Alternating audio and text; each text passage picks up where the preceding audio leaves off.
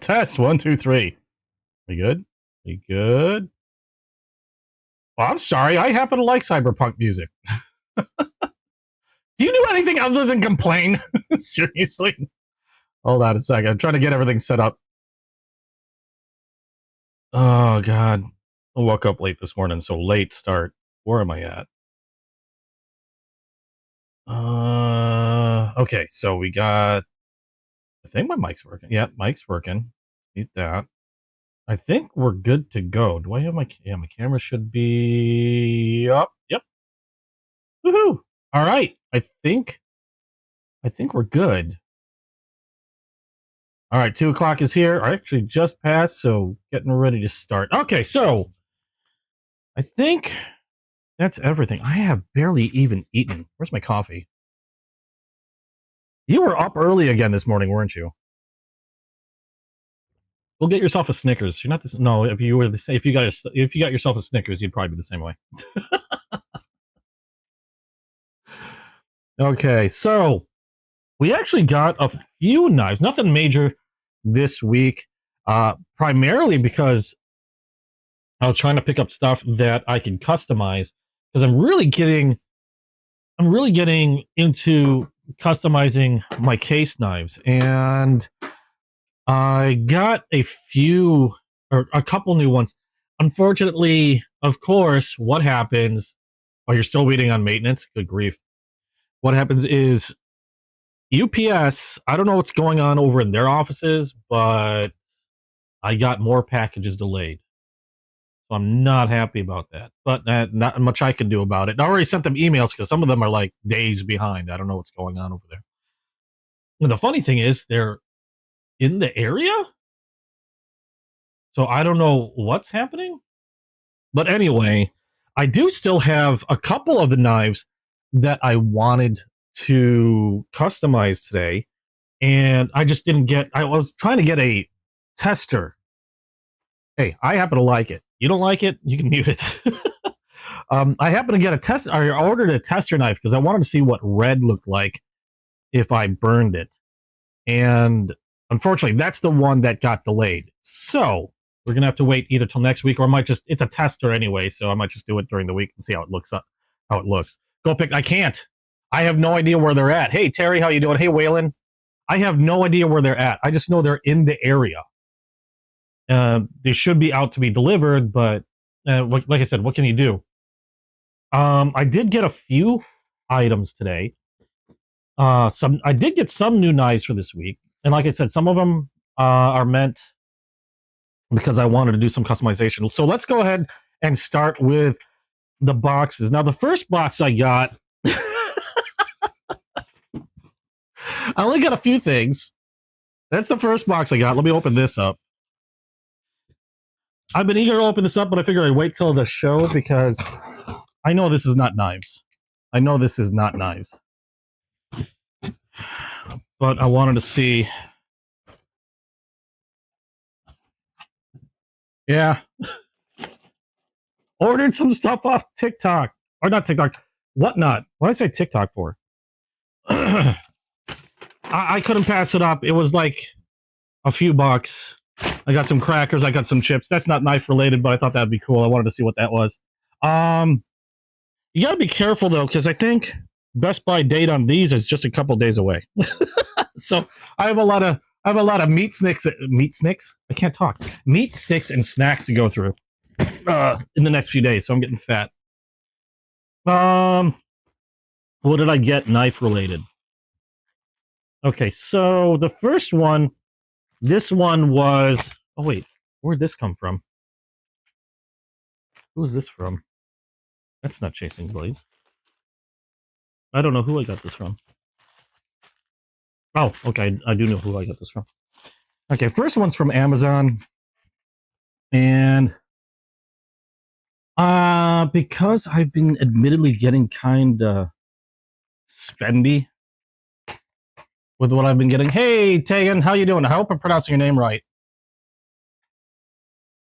I decided... I saw this on Amazon for uber cheap.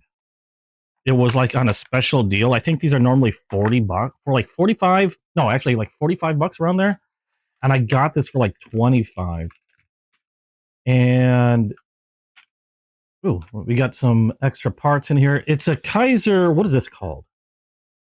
Kaiser Infinity 2 in carbon fiber. And since I've been kind of spendy, I've decided I'm going to start taking a look at more budget-friendly offerings, which is what I've been doing before. I just got really spendy with some pricey stuff.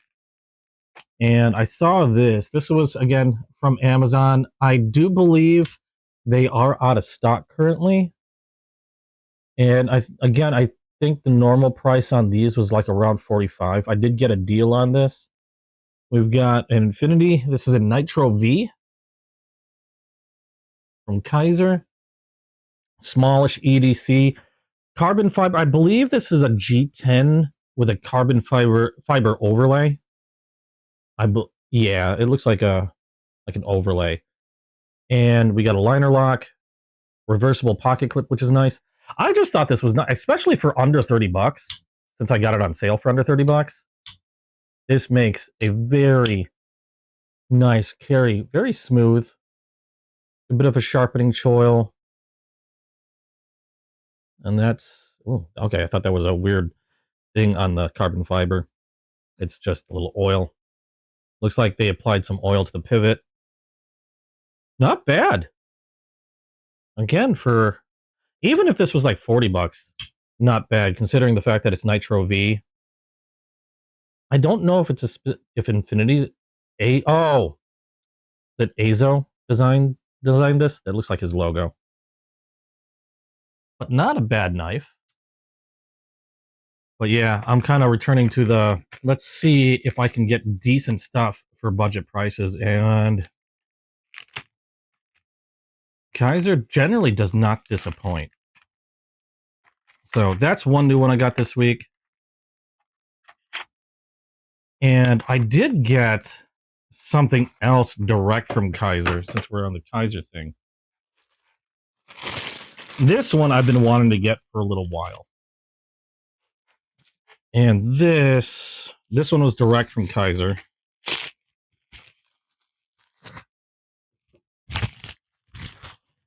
Kind of a combination. It's kind of like a what do you call? Oh, I'm kicking my freaking camera. Stop doing that. It's kind of like a meld between traditional and modern. And we've seen similar stuff like this before from like Ramet, from Savivi. This one's one of their newer models this year, I believe. And it's actually a new version of their newer model. This one, what was this called? I never remember names. This is called the Trestle. 2.89 inch. Designer's Azo.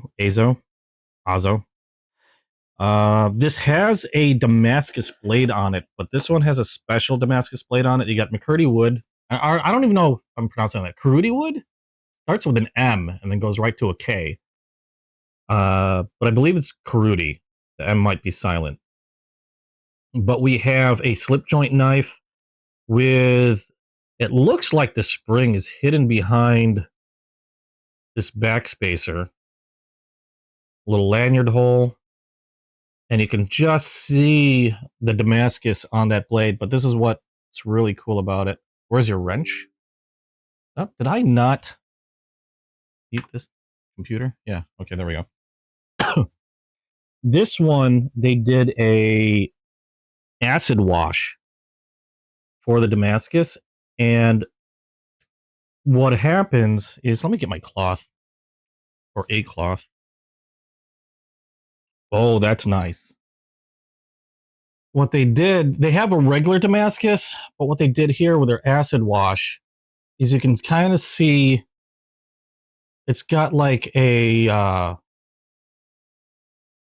shifting color pattern to it. It's kind of hard to pick it up on the camera, but I'm getting stuff like, if I move it a little bit, my eyes see blue, green, like reflections towards the edge, even purple, maybe reddish, depending on how I tilt it in the light. I don't know. I know my light, my ring light sort of like washes it out a bit. And it's like it looks like it's kind of like a Samurai type Damascus. They have a core steel with Damascus wrapped around it. Like clean, got some oil and gunk on there. Clean that off. And another thing that they do with this slip joint is they market it as having and it does have a half stop, as you can see, it click stops there, but they have a just slightly greater than 90-degree angle. Oh, have a good one, Tegan. Thanks for stopping by. And that's supposed to make it a lot safer for closing, since you have a larger angle, and this isn't, I mean, it's not that big of an angle. Most everything goes at like an exact 90 degrees. So it's not a massive change, but they do that because they state that it'll be a lot safer uh, in regards to closing, instead of closing it on your fingers. I can see where they have a bit of division between. I don't know if it'll show up on camera. Let me open that all the way again. Like it has one steel sandwiched between, I think, the Damascus. I don't know if this will focus. It's a little hard to tell on camera, but you can just see the lines on the spine. Really cool knife. I've been wanting one of these for a while, ever since I saw one. And I've seen their regular Damascus, which is pretty much the same, except they don't have this like rainbow color thing going on. And I was looking to buy one, and then I noticed that they just came out with this. And so I think the difference in price was very small. If actually, I don't even know if there was a difference in price. I think they might have been the same. I think these run about like $90 roughly, just under $90. So I didn't see any reason why I shouldn't get this one over the regular Damascus, unless you just don't like the color. I really wish this would come out better on the camera, but pretty nifty knife, under 3 inches in the blade length, some nice jimping on the back. Again, it's supposed to make it safer. I'm going to test this. I'm going to cut myself. There we go. So I can theoretically close this one-handed. That's it. Nice. I'll be doing a more detailed video on this one later. But I thought that was pretty neat. That's another one new for this week. If I can get it back in the bag, that'd be great. And how's everybody else doing, by the way? It's been a insanely busy week. So I'm actually enjoying being able to do this as much as I end up running around to get everything ready. Finally getting everything set up and then being able to sit here and just chat with people, talk about knives and stuff, makes for a nice, relaxing few hours. So we got those from Kaiser. We've got this one is, we're going to go with the traditional knife. This one is from RL Simp on Whatnot. And it's another one of the Coralons. Those are the ones that Michael Prater makes the scales to. This one's a traditional knife. Except this is one that I don't normally, this is a pattern I don't normally get. This one is a peanut, I believe. And I don't normally get these because I prefer the larger trappers, but these are really hard to find. This should be, yep, this is a 24 karat gold peanut. It's just called a 24 karat gold because of the looks on this one.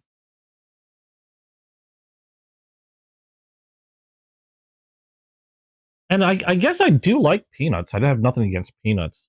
I just prefer getting getting the larger trappers anytime I get a Coralon, but these are exceptionally hard to find. I think I've seen one more 24 karat Coralon, but they were kind of asking kind of an insane price for it. So they're always limited. This one in particular is limited to 2,500, making it a little easier to find.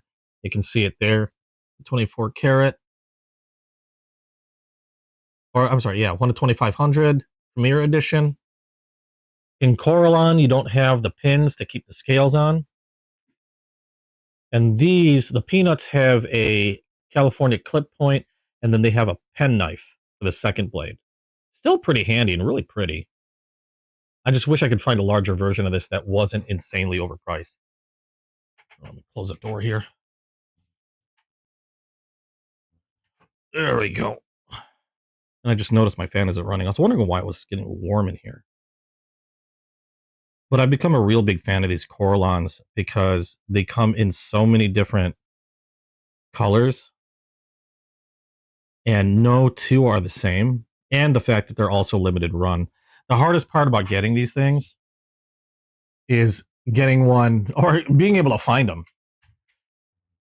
Because a lot of times, depending on the color combination, they can sell out pretty quick. And because they're in limited supply, they get really hard to find really fast. But I'm glad I was able to get a peanut version of this because this is one of the ones that I've been hunting down for a while. And I kind of missed the train on. It's an older Coralon. So finding these new isn't going to be easy anymore unless you find them on either eBay or like I did on Whatnot.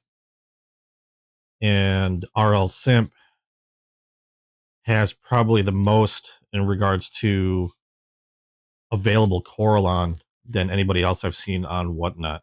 Trying to get Chasing Blades up there so he'll get more of these because he can't. I don't know. He said Chasing Blades say they're a smaller operation, so Case doesn't really. They can't really get a lot of the more exclusive stuff or things like Coralon. So I'm kind of hoping they get more business, they grow a little bit, and they can get their hands on. I mean, nothing against RL Simp. I'd really just prefer to get it from Chasing Blades because I've been doing a lot more business with them.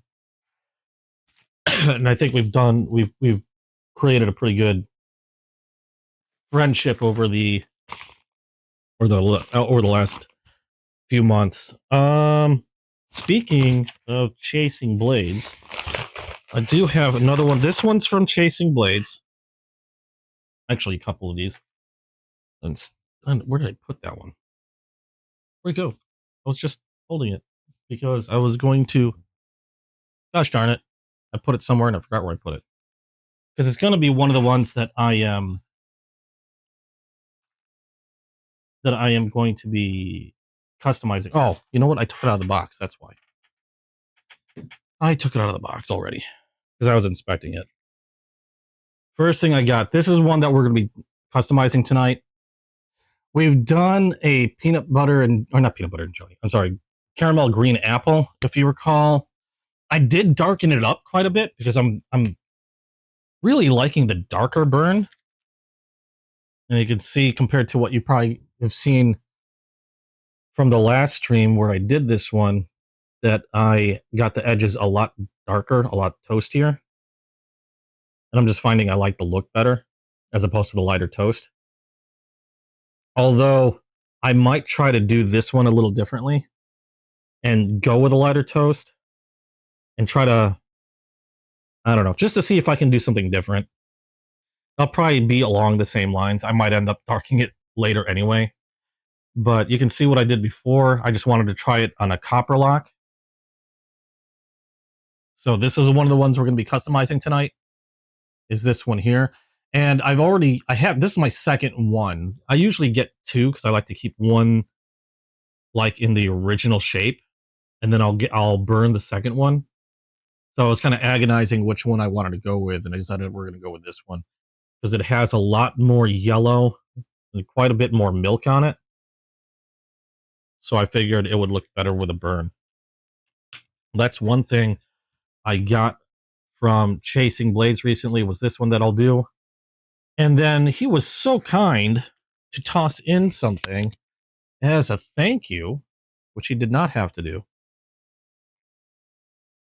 And I got a Baron Son. And this one is another traditional knife. Baron Son, made in the USA. Let go.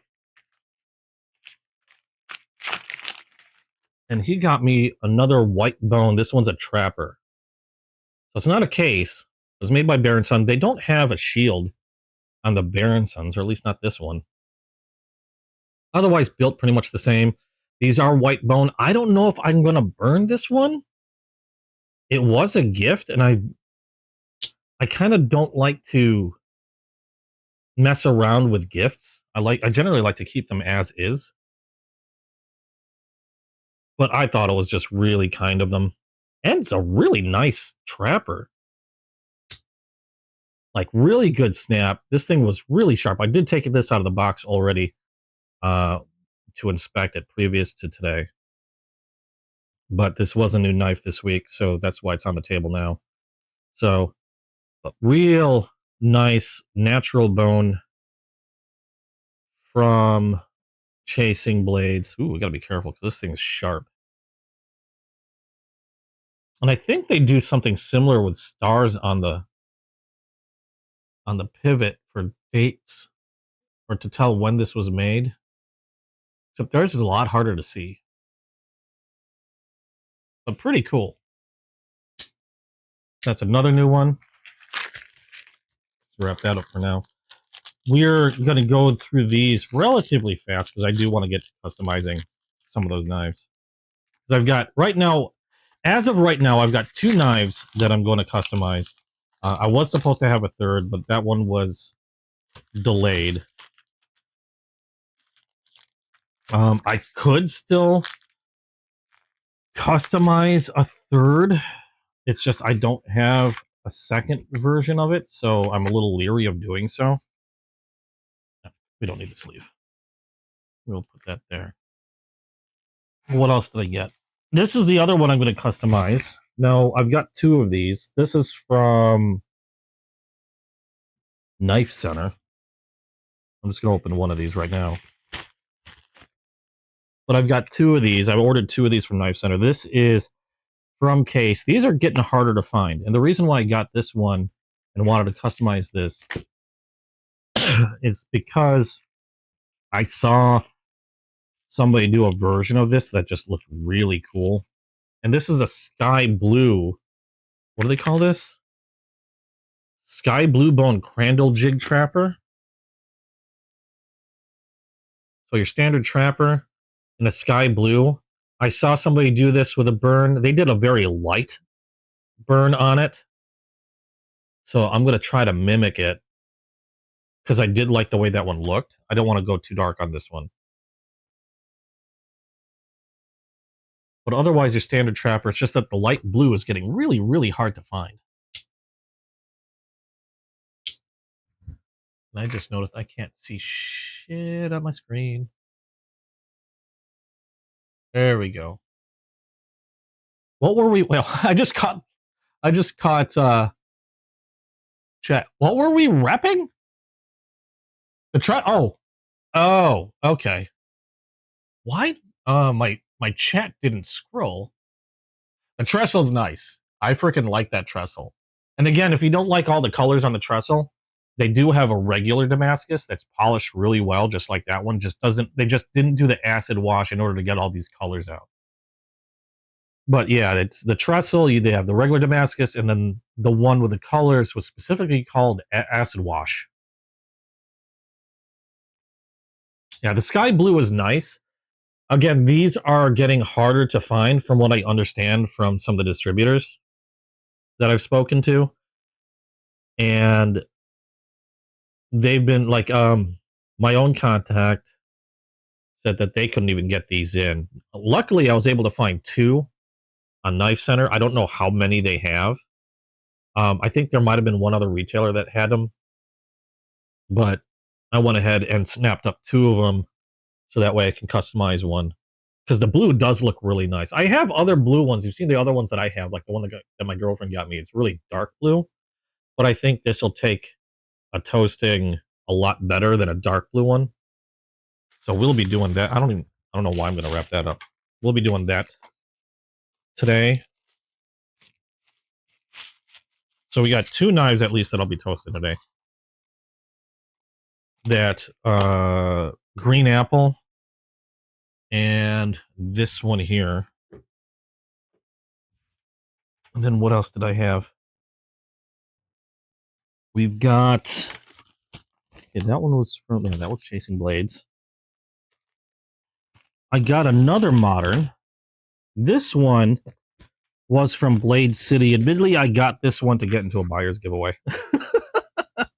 A buyer's giveaway that, unfortunately, I did not win. But oh well, what can you do? This one's from Migron Knives. Migron has been freaking amazing with their budget knives. No, this is like, I think this is like the 3rd Migron I have. Yeah, get that out already. This is the 3rd one I've got from them. And what did I pay for this guy? This was Blade City. On Whatnot, like I paid $23 for this one. And I believe this goes for like a little over $30, maybe $40 normally. But you got a front flipper. You've got a fuller along here that's pretty deep. It's kind of thin, but pretty deep. But it's just big enough for me to spidey flick and get my nail in there.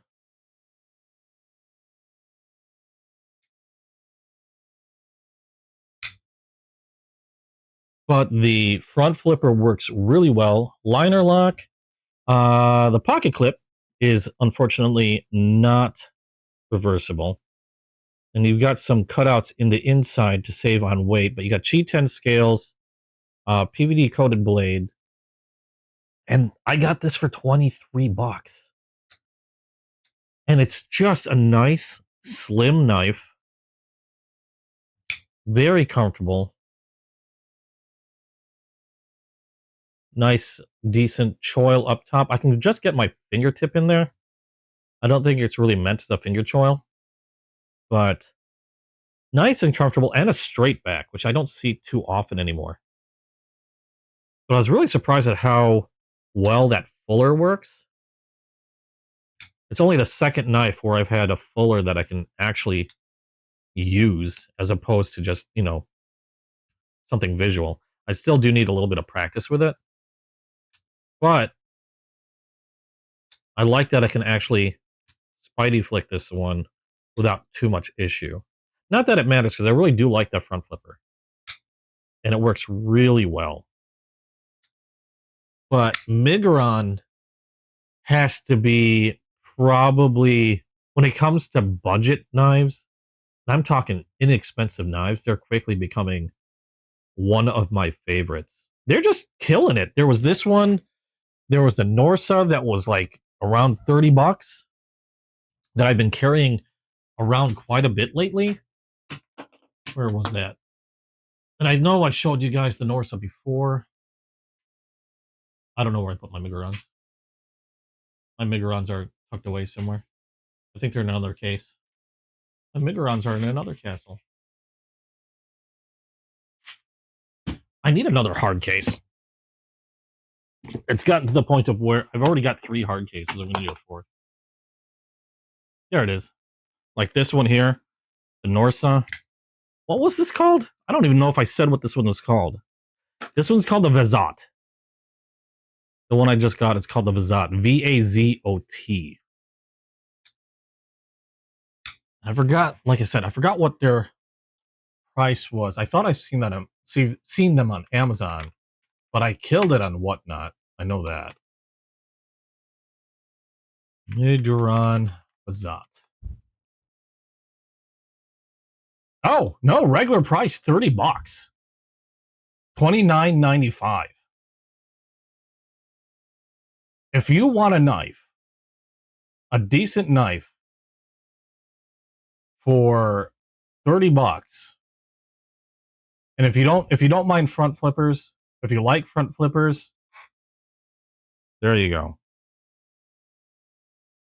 Like I said, Miguron's been killing it in the really inexpensive category. I don't want to say cheap, but the budget category. If you don't like front flippers, this one, the Norsa, you just can't go wrong. Aluminum scales on this one. This one's got G10. This is D2 steel, I believe. Yeah, I believe this is D2 steel on the Vazant. The Norsa, I think, was 14C28N. I could be wrong. It doesn't say on the blade on this one. I don't think this said either. Did this say? No, this doesn't say it on the blade. But according to Amazon, we're looking at D2 steel for this one. But yeah, they have seriously been killing it. And I couldn't recommend these any higher when it comes to modern budgets. Especially if you're looking to save some money on a decent knife. I mean, they're just well built, super smooth, great lockup. I don't know how they do it. I really don't know how they do it. I know the materials aren't exactly premium materials, but they're pretty darn good. Like that Norsa still had aluminum scales on it. In fact, I have that Miguron Mayoral has titanium scales on it, and that was under $100. Normally, you don't see titanium scales on a knife unless it's like, you know, the over $100 range. Usually like $150 or so. But freaking awesome knife. Like I said, I can't recommend them enough. They just keep knocking them out. Now, what else is in here? Stickers.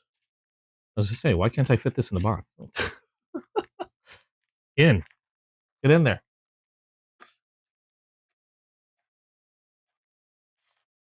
I just wish Chasing Blades held weekend shows because I don't know what to do with myself. I don't have Chasing Blades to watch during the weekend. I know there's three whatnot sellers that I frequent. 3 or 4 that I frequent. Chasing Blades the most. RL Simp when I'm looking for something very unique in the case category. And then when it comes to modern knives, I'm kind of caught between Blade City and the EDC Gripper. I might be getting them confused. I haven't gotten anything from Gripper in a little bit.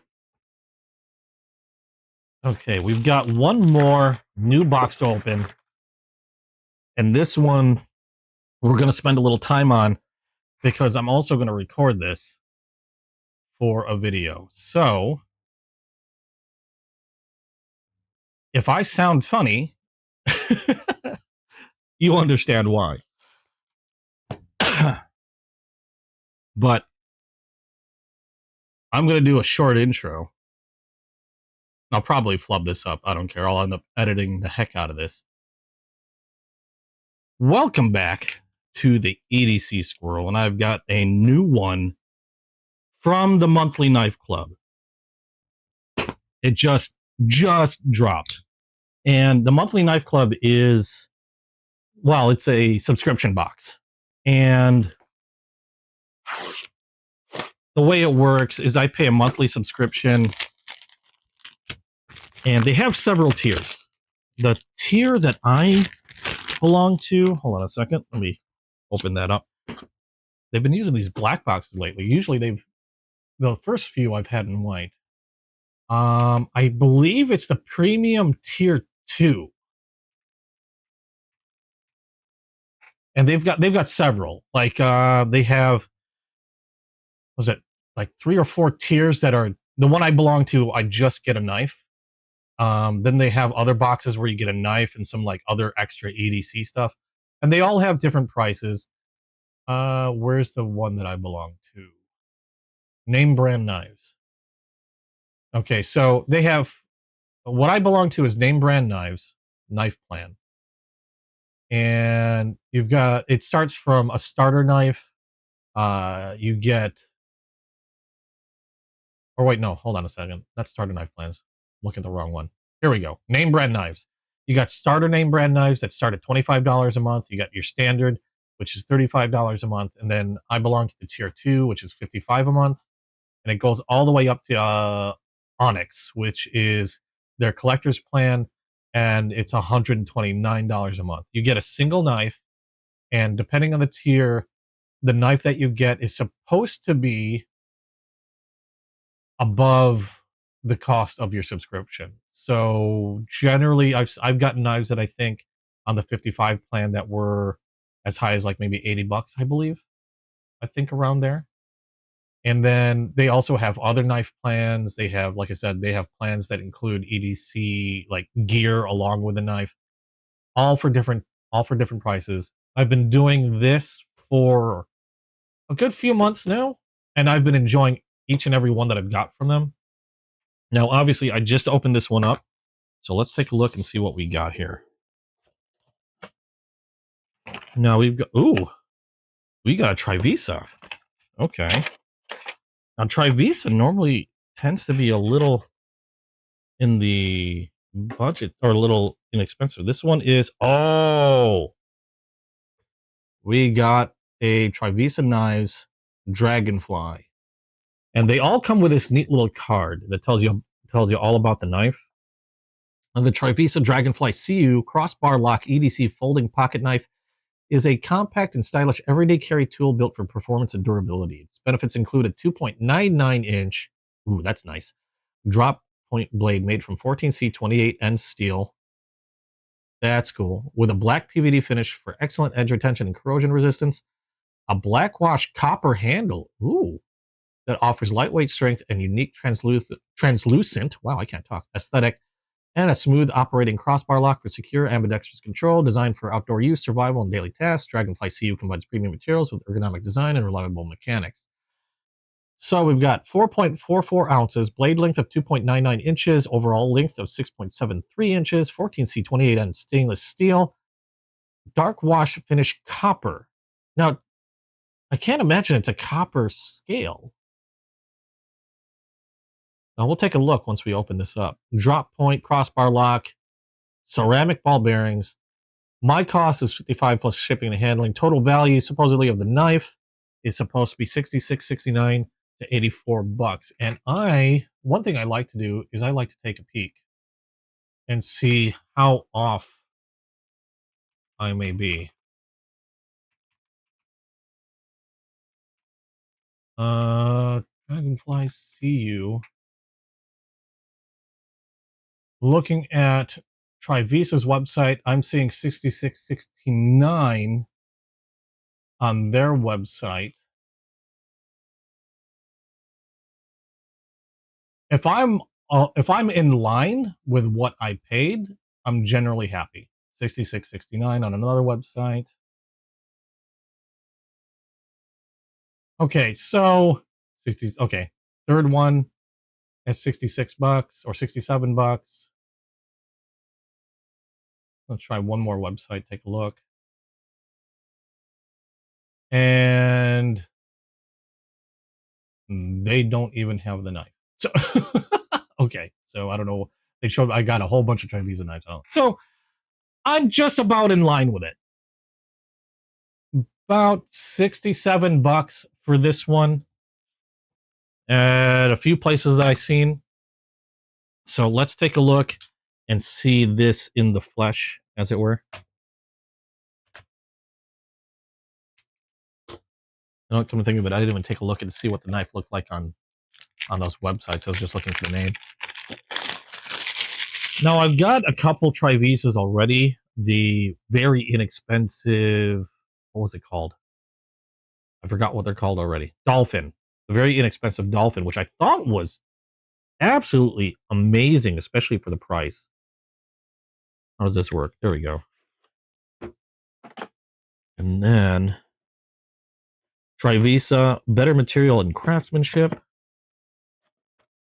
Open. Excuse me. We've got a microfiber cleaning cloth. We have a product certificate with a QC pass stamp.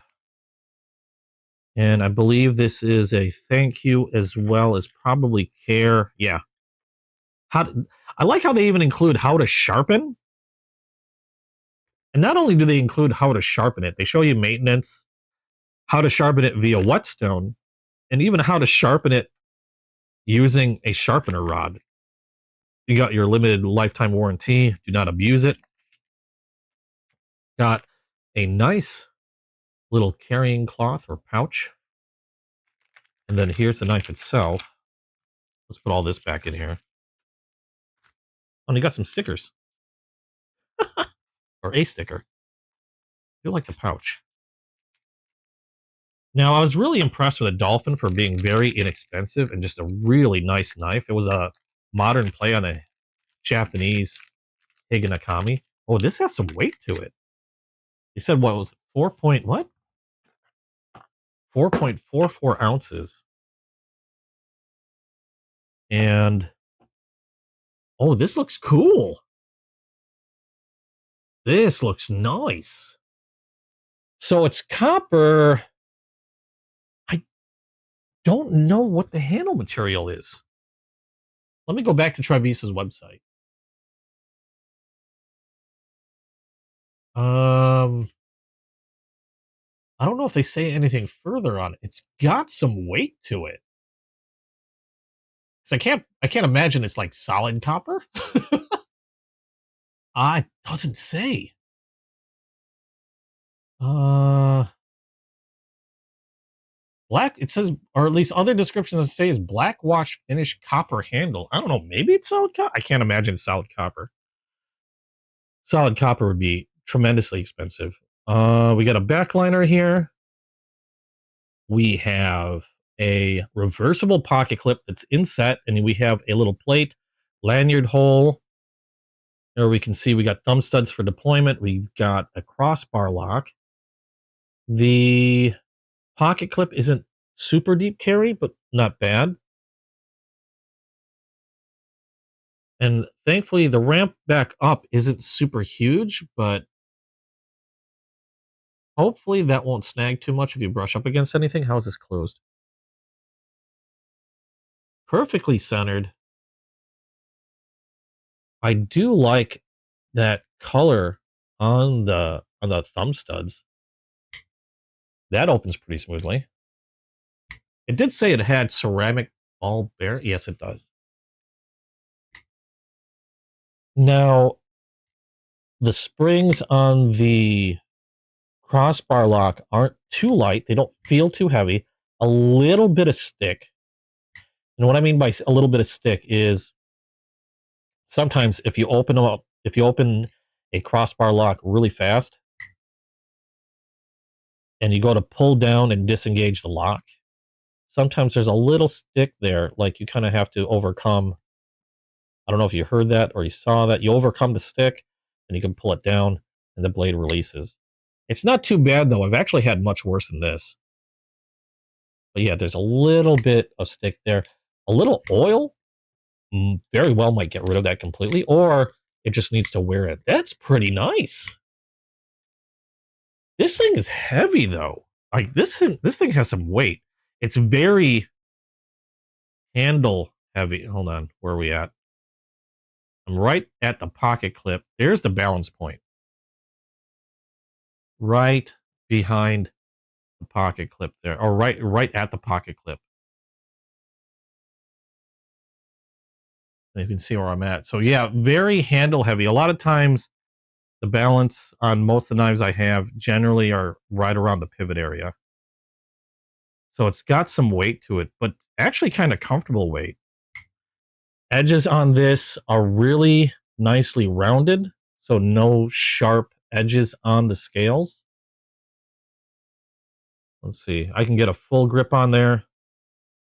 Not a problem. How's the blade on this? Okay, I'm not getting any movement on the blade, so it's a very solid lockup. Nothing up or down, left or right.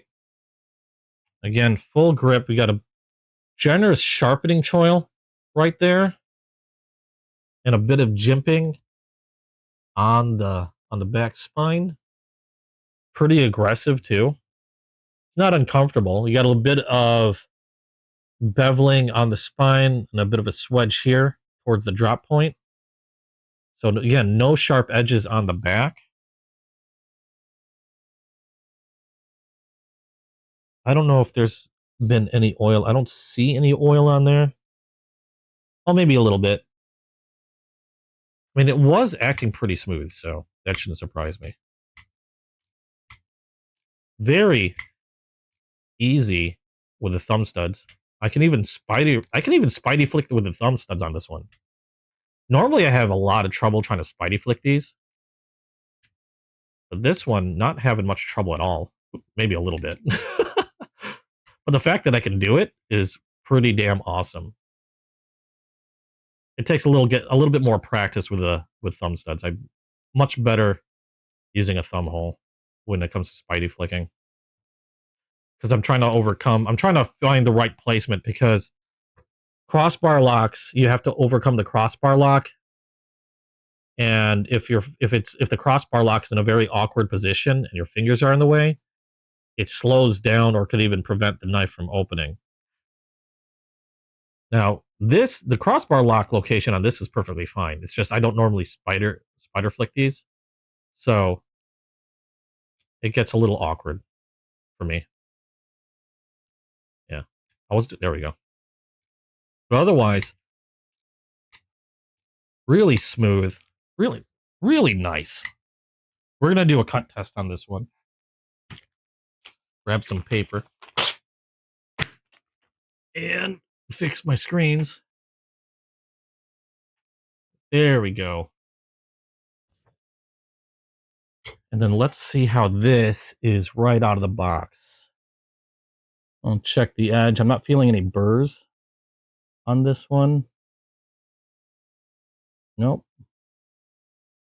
Finishing feels good. I'm not seeing any nicks or anything like that.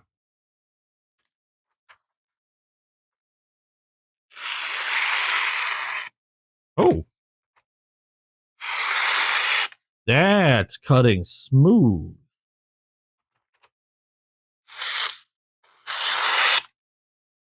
Little catch there. I'm finding out that a lot of times if I catch, it's how I position my hand. I've found out that I'm doing more cutting with the angle kind of off, which kind of mucks things up like that. So I'm having to be a little bit more careful as to how I hold. Otherwise, that's pretty sharp. If it wasn't for like me mucking it up. And try one more. Because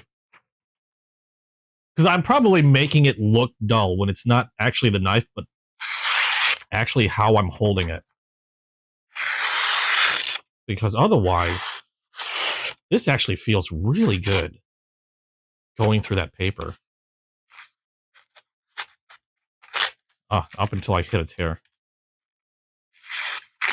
Again, it's probably more me. Let me see. Because I did notice it is hitting and catching at a very specific spot, which tells me one thing then, that it might not be me. Where is it? We are going to go ahead and strop this because, yep, I am seeing where it looks like there is just the barest hint of a flat spot on the edge. Yeah, I'm terrible. How are you doing, Terry? So I'm just gonna just lightly strop this. I could probably reapply my stropping. What do you call that? I forgot. I'm losing words. compound. This is getting pretty dark. Let's see how that looks. Now, I didn't see it before, but there was the barest flat spot on the edge. Well, I don't know if it was like a flat spot, but I can see like if you look using some light, I saw just a glint on the edge of light. I don't know if it came through on the camera. I'm not seeing it now, so that might have done it.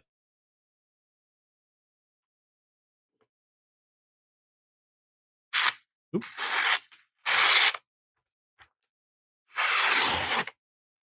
Yeah, I think it smoothed it out.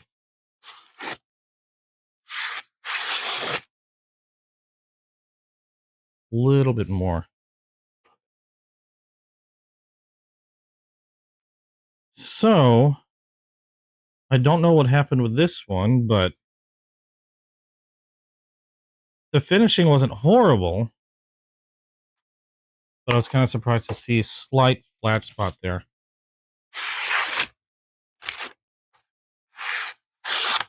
But it looks like I got rid of it easily enough with just a little bit of stropping. Yeah, that's all it needed.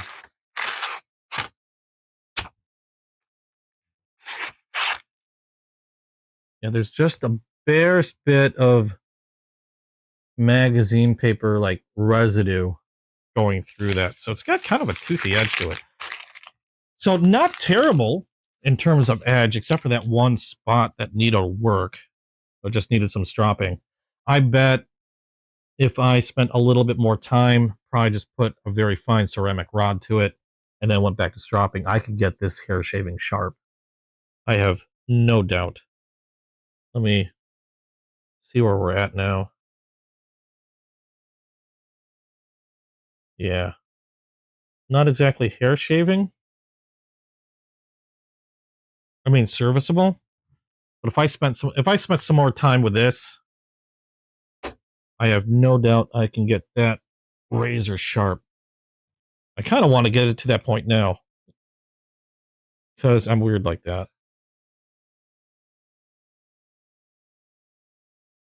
I might be able to do it with just some simple stropping. I might need new compound onto this too, because it's been a little bit since I put stropping compound on this leather. And I'm just doing very light strokes. I don't want to roll the edge either. One more time. There we go. It sounds and feels really good going through that now. A lot better than it was before. Ah. Oh, until I do that. That's just me being weird. I hit the choil. Yeah. I'm going to need to work on that blade. So not the best finishing job on a knife, but it's just going to take a little bit of work. Not a lot. Otherwise, not bad. I do like the weight on this one. I like the feel of that handle. I'm just a little like, because I know that other Trivisa that I had a very, very fine edge on it. And it was actually a lot less expensive than this guy. And it had a very fine edge to it. I'm going to keep cutting paper because reasons.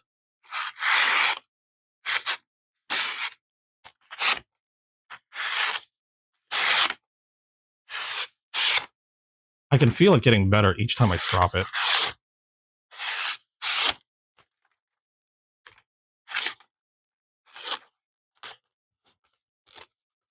I know I'm just tearing. It's really easy to tear this paper, which is why I like using it, because if you have a very fine edge, you can really tell. Okay, that's much better. All right, not bad though. I do like that it's 14C28N. It'll be very easy to get this razor sharp.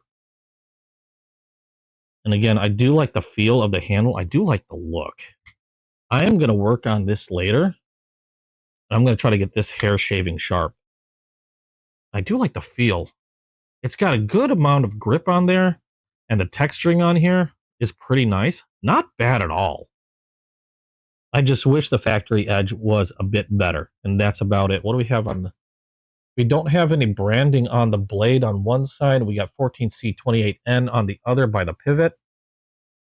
All in all, not bad.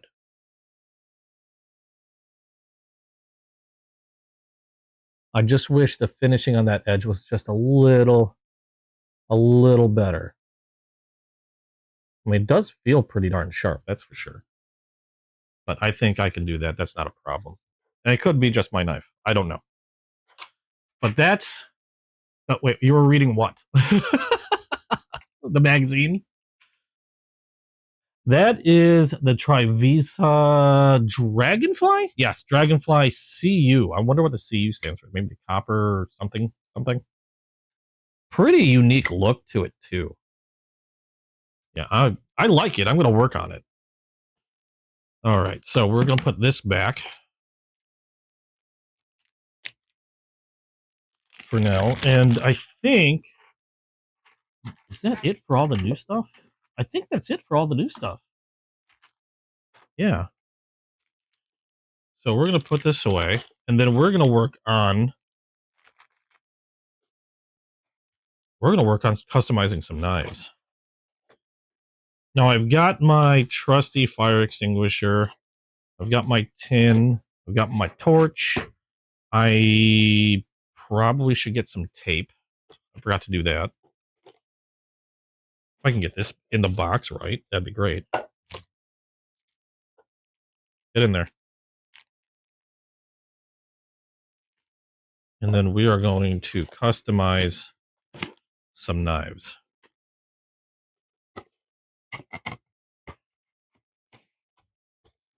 Get back inside. The reason why I'm doing this is because I'm probably going to do a more lengthy video on this knife later on. Why is this not closing? What else do I have stuffed in here that's being a nuisance? Oh, maybe because I don't have the knife in its proper freaking position. There we go. Needs to go in the slot. You'd think with all the puzzle games I've been playing lately, I'd figure that out really quick. Okay, let's try that again. I was wondering why that was being difficult. There we go. So yeah, that's all the new knives that I have today, or this week. So not a lot, but still keeping things fresh. At least trying to, anyway. All right, so we got our stuff ready. What is this? Some cardboard paper shavings. We got my tin.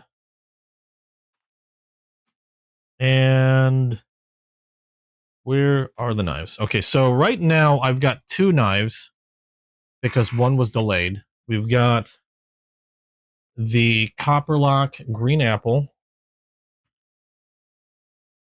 which is over here. Grabbed the wrong knife. And then we have the Sky Blue Crandall Jig. And this is going to be fun. Let me move this over just a little bit. Oh, okay, maybe not that much. There we go. Okay, I've got my fire extinguisher just in case. I've got a torch. Let me go grab that tape. And we'll be good to go.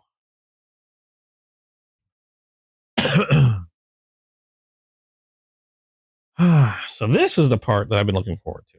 Now, the one that I didn't get in today, that I was really hoping that was going to be the tester, was going to be a red jigged bone trapper. made by Browning, because I wasn't sure how it was going to look, and I didn't want to spend the money on a case knife to burn it and find out that I didn't like the way it looked. So I went and found a very inexpensive Browning knife that was done with red bone. And that's the one that, unfortunately, is delayed in the mail. So might as well wrap this up too. We've got that wrapped up because we'll probably be working these kind of at the same time while one's cooling off. We can burn the other. And these actually should go pretty quick because my intention is to do a light burn on these and not a very dark one like I've done with the others. Now it's possible I might do it dark again. I just want to see how it looks with the light.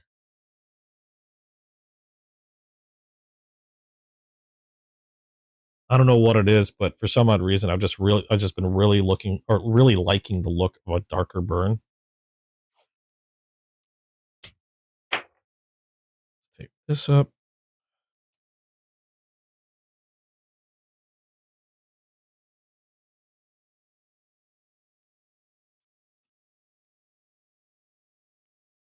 Okay, so we got the blades taped. We're gonna open this one all the way.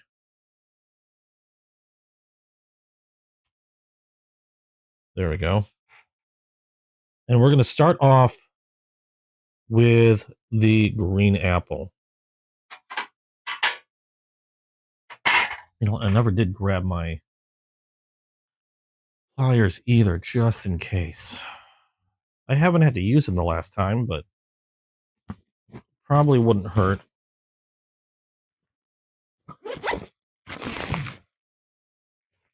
I took them with me to work last, so they should be in my backpack. Should being the operative word.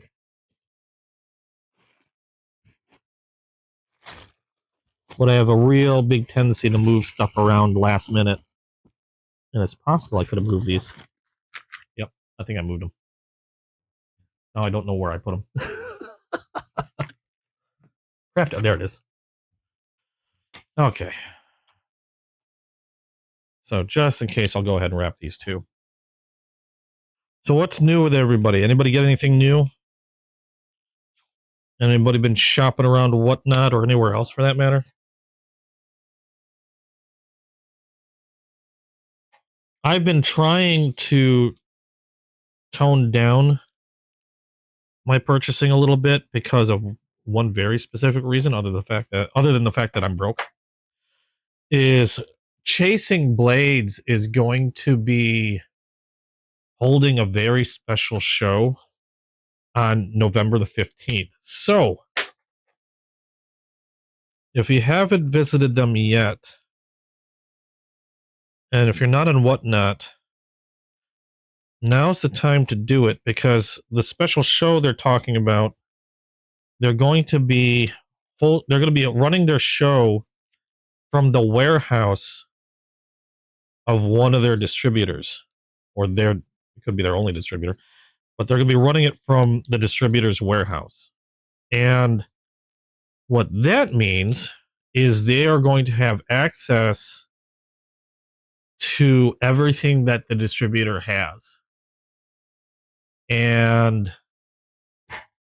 whereas usually on their show they have they have a good amount of like case knives, Baron Sun, Cobra Tech, and some Buck, and a few other modern knives from like Best Tech.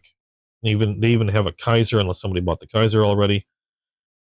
I would say they've got like roughly around 100 or so in terms of what they normally have during their show. With running it at the warehouse, they're going to have access to probably thousands of different SKUs. So, again, if you're looking into getting something on Whatnot, November 15th on Chasing Blades would be the show to get it. I'm trying to save a little bit of cash because I know there's a couple knives that I would love to get from them, and they're knives that they normally don't have in their show, but they've already stated they'll have access. They've already stated what brands, a lot of the brands that they'll have access to, and I'm really excited because I plan on getting a knife from a manufacturer that I have yet to get a knife from, and that would be from Spyderco. Normally, I'm not the biggest Spyderco fan, but I've been kind of warming up to them. They've looked kind of weird, but I've been warming up to them, and I'm actually real excited to try and get my hands on one. And now that I know that they're going to be holding a show from their distributor, and Spyderco is going to be one of the manufacturers that they'll have access to during that show, I'm saving my money to do it then. So I just haven't decided on which Spyderco yet. I have my mind set on one of two that they have. I think it was the Para 3 or the Sage 5, which are both knives that are perfect size for me to carry. It's just a matter of like materials and looks. I'm kind of leaning towards the Sage 5 personally, but that's me. Okay, so let's clean this off as best I can. Your Christmas shopping is done. Mine isn't quite done, but at least I'm taking care of it. Your family, anyway, Morgan. I'm taking care of that side of things. I still have quite a bit of Christmas shopping to do, to be quite honest. I tend to be last minute. You're the first people that I've gotten Christmas presents set up for. I haven't even gotten Christmas presents set up for the rest of my family yet. I'm pretty sure most everybody's getting knives. that's what I got a lot of. Makes it easy. Okay, just making sure I wipe this down. I knew I was gonna do this one, so I didn't oil anything on it. I didn't want to worry about excess oil, heating that up inside the pivot or anything like that. So I've done a number of just wipe downs on this just to make sure if there was any residual oil, I've got rid of as much as I can. I didn't want to take it apart or anything like that, but I think I got it pretty well cleaned up. And then we will start with this one. Let me move my power cable out of the way before I burn that. Okay, we're going to try to start with a light burn. And we're going to go from here. Now, my intention is to, again, do this lightly.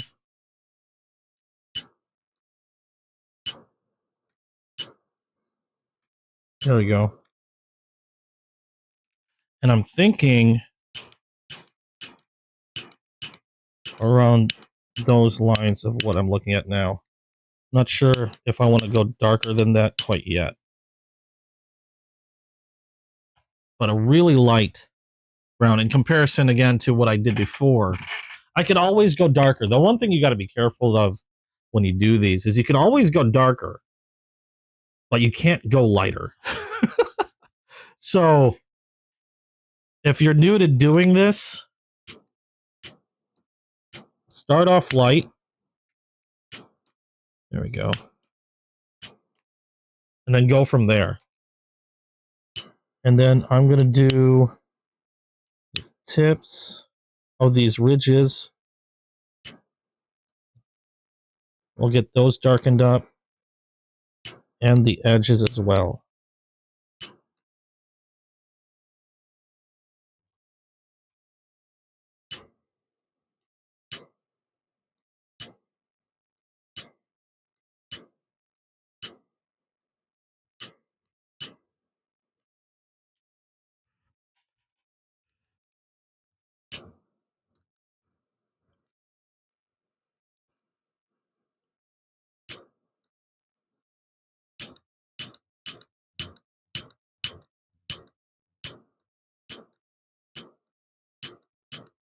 Okay.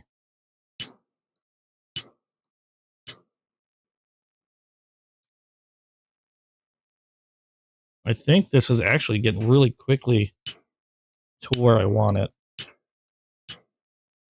This one did not take long. We'll let that cool off. Para 3 all day, Waylon. Hang on a second. Let me go get my thermometer. I forgot to grab that.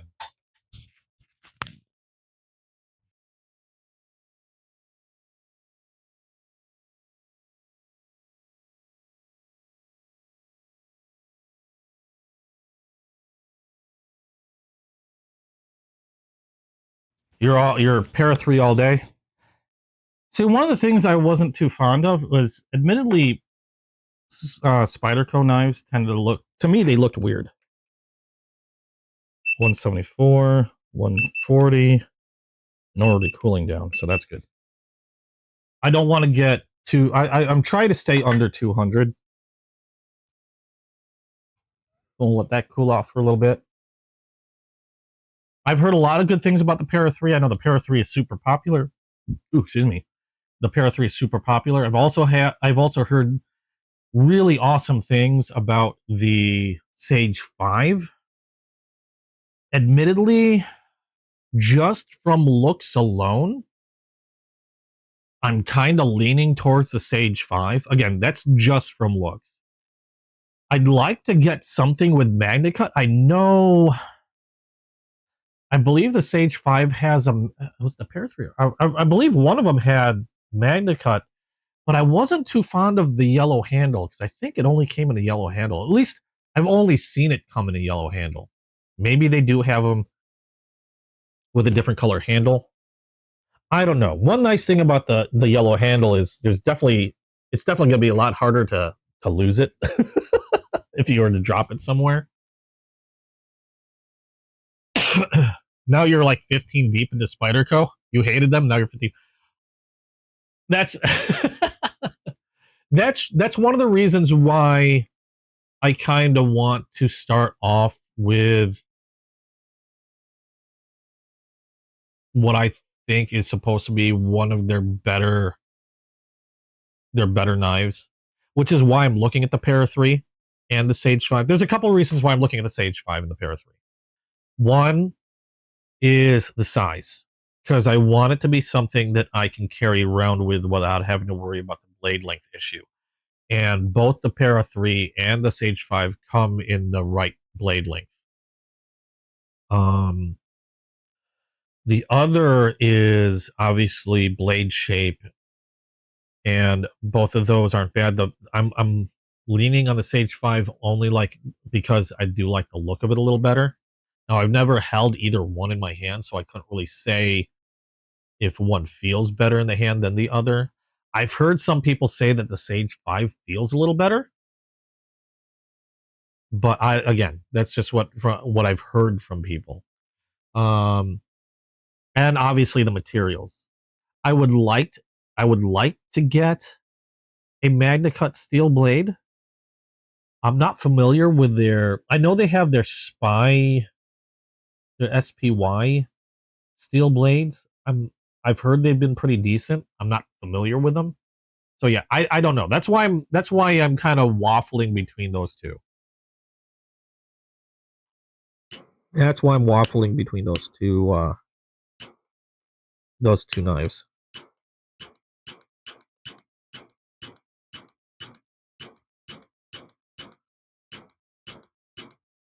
Trying to darken towards the edge there a little bit. I know the sides are getting really toasty.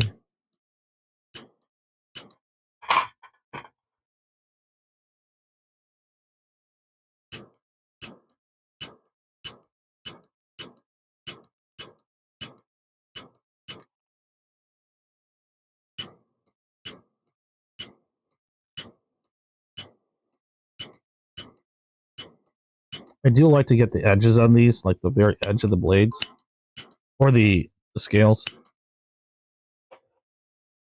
I just like that more uniform look, I think.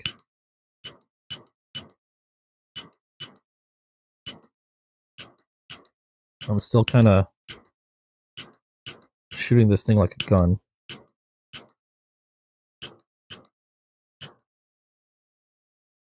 I just find I just feel like I have slightly better control when I do it this way.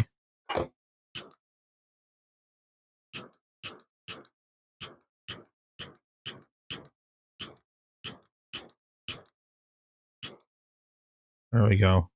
I think that's about where I want it. I want to see how that goes. After I get one, I'll be hooked. Yeah, that's why, like I said, that's why I wanted to start off with what I felt is going to be a really good. How do I put this? What's the word I'm looking for? Like an ambassador, a really good ambassador to Spyderco. Because I figure if I'm satisfied, if I really like it, I've at least got a good Spyderco. Uh-oh. Did my screen like froze there. I've got one of the good ones. I didn't want to go with what's the word? I didn't want to go with like a cheaper version and then slowly ramp myself up towards a better one. I figured if I get a decent one to start off with, that might keep me from going completely overboard. I've already done that with like Remet and Concept. I've been really liking their stuff. And I know I went ham on those. Kaiser, it's really easy to go kind of ham on those as well. They've had some really good stuff. And then Case, obviously I've gone crazy on Case.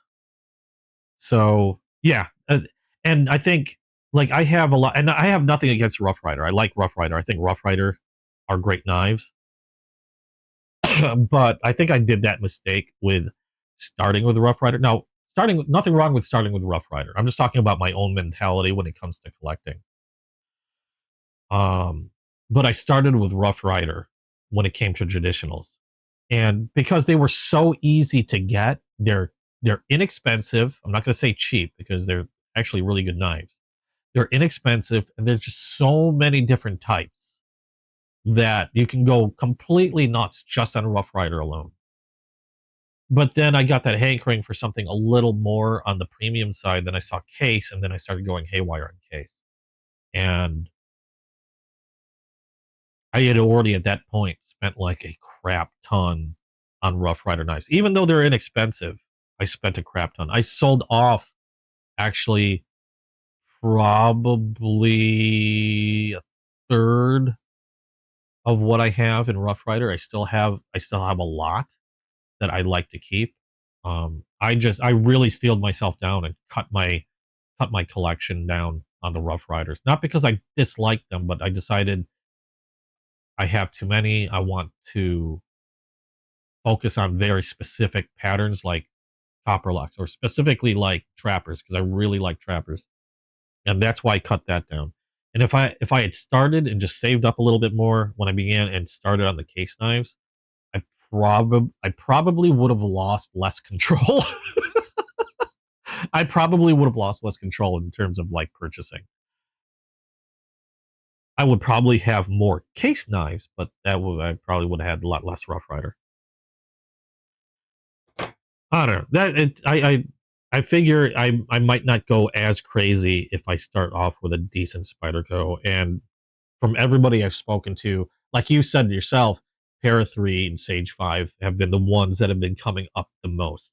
And yes, I've already gone down that rabbit hole with customizations on the Spyderco, like the different scales that you can buy. Not customizations like what I'm doing here, where this is more me customizing it, but I found out that there's a large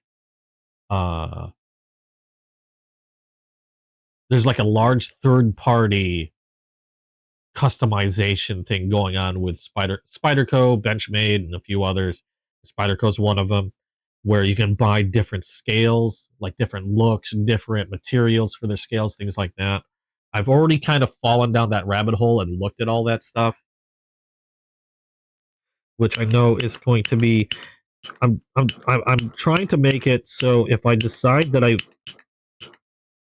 if I feel like I want something new with the spider, like if I get a Spyderco, I feel like I'm going to want something new. I might try to start off with a looking at some of those customization options instead of just grabbing a whole new knife as a way to like temper things a little bit. Okay, I'm starting to go that darker route again. Then I got to stop. I think actually that's really good. I've got to even out these edges because it's gonna mess with my head. There we go.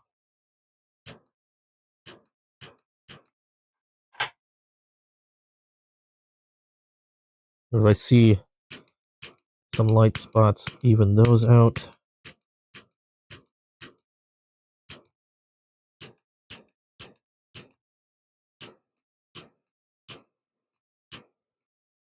And work on some more of those ridges again.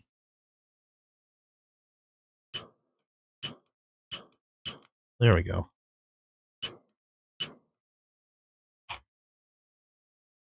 I think that goes for a really nice, yeah, I'm liking that shade. I like them both. I thought the dark really came out well on this one, but I'm trying to see if I can keep myself into a lighter toast. My problem is I also try to make things as even as possible, even though I know it's kind of an organic thing. We're going to let this one rest for a little bit. I wish I had more tins. Actually, now that I think about it, I really do wish I had more tins. I have... Oh, I don't want to put it on a magnetic stand. I know if I put it on a magnetic stand, I could muck up the magnets with heat. So we'll just have to wait for this to cool off a little bit. Yeah, there's tons of scales and clip options for Spyderco, you know, and that goes with Benchmade and other manufacturers as well. But like I said, I figure I can further temper my desire for like new blades by... Oh, you can even reblade them? Wow, I didn't even know that.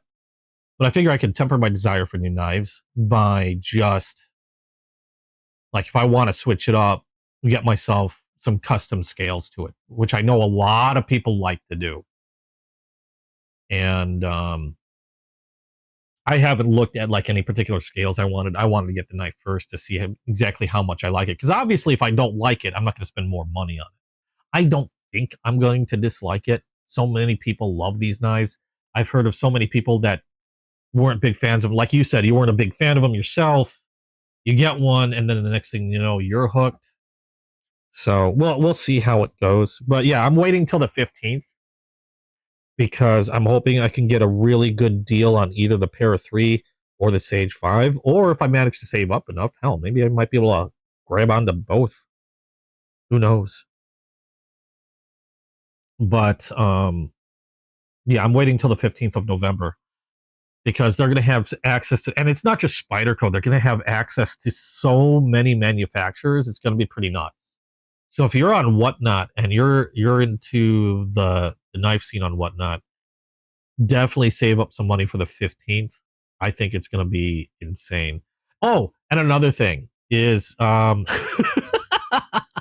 don't see Chasing Blades in here now, but I'm going to talk about them anyway because I love those guys.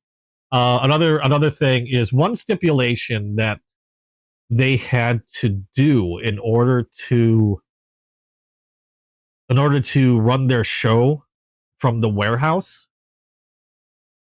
They had to fulfill a request, and that request was I believe it's their distributor gets to paint Mike's toenails.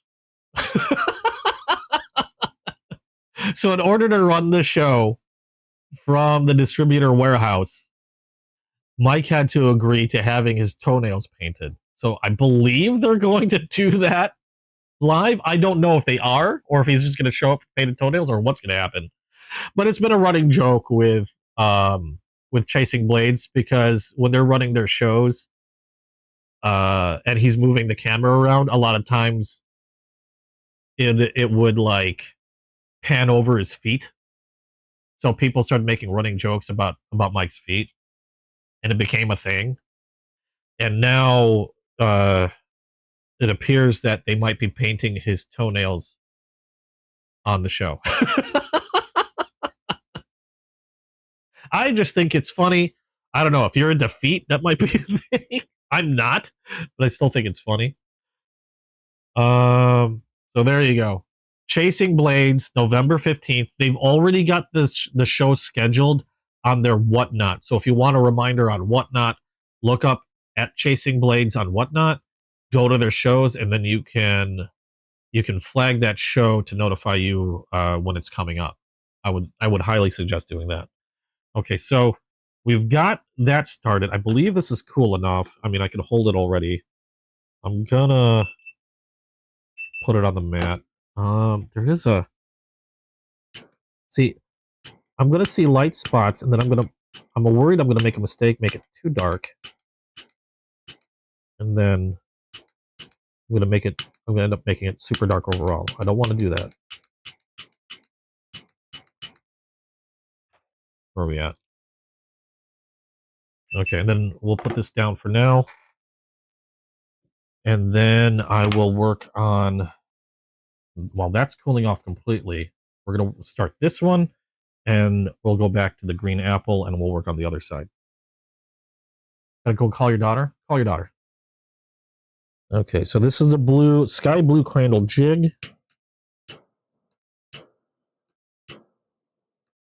Oh, whoa!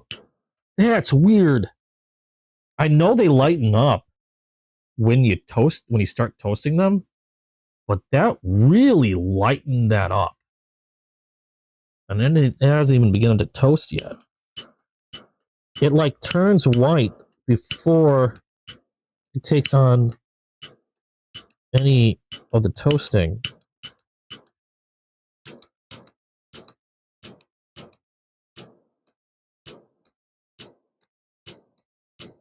Okay, that's about where I want to go with that.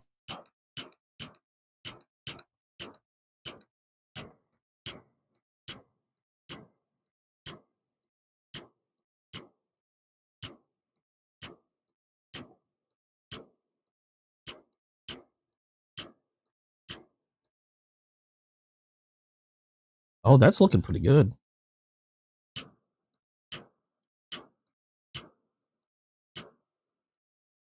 Where's this? There we go.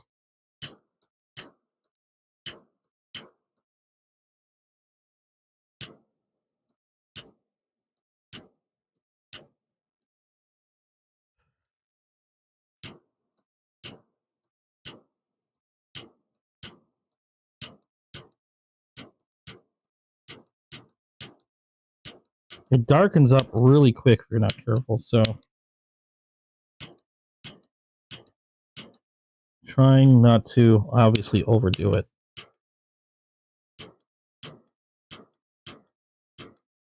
There we go.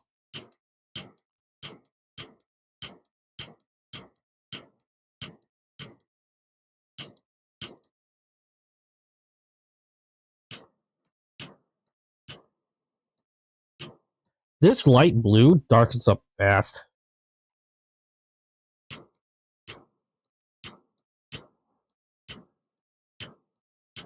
Like really fast.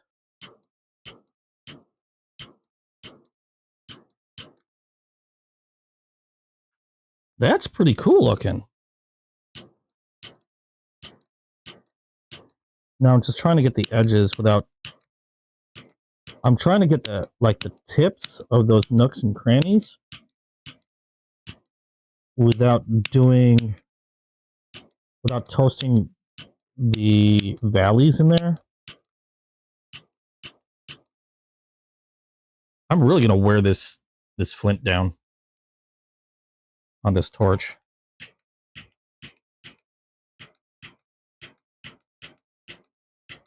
I hope I don't do it before I'm done with this.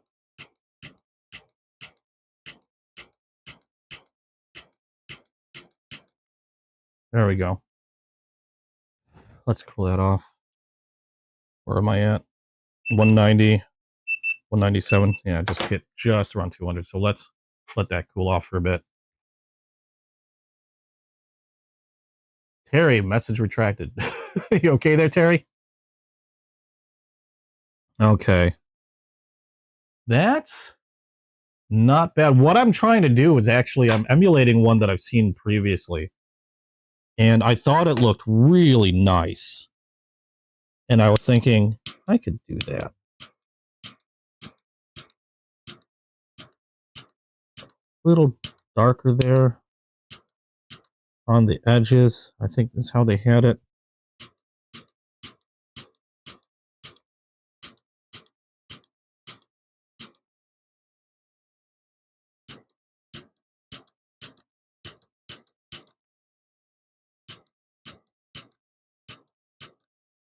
There we go.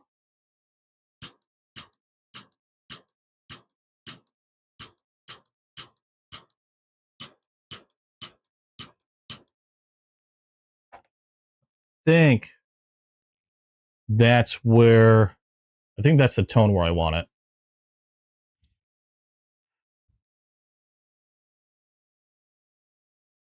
And the edges are looking actually already pretty even.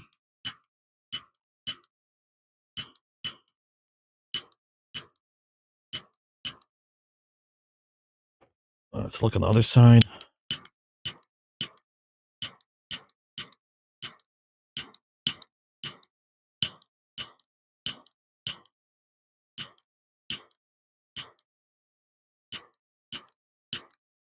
There we go. Actually, that looks pretty good in comparison to what I've seen before. I think I'm actually a little on the lighter side compared to what they did. But that's looking pretty good. I do know it'll actually lighten up a little bit.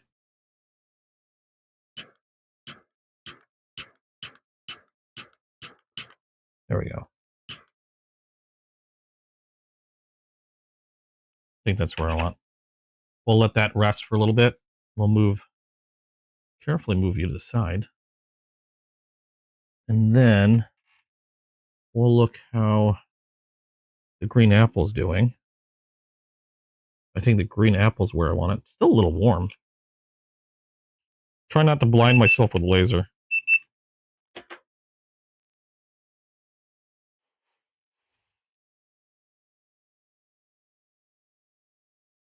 I can imagine reblades would be really pricey because you're essentially, I mean, that's a good portion of the knife right there is the knife, the blade itself. Like, I wonder what a reblade would cost. Let's take a look while these cool off. I'm just going to look up Spyderco reblade. I'm already going this rabbit. I don't even have a Spyderco yet, and I'm already going down this rabbit hole. I've been going down it deeper and deeper. I really wish I had that red bone because I really want to know how that's going to look.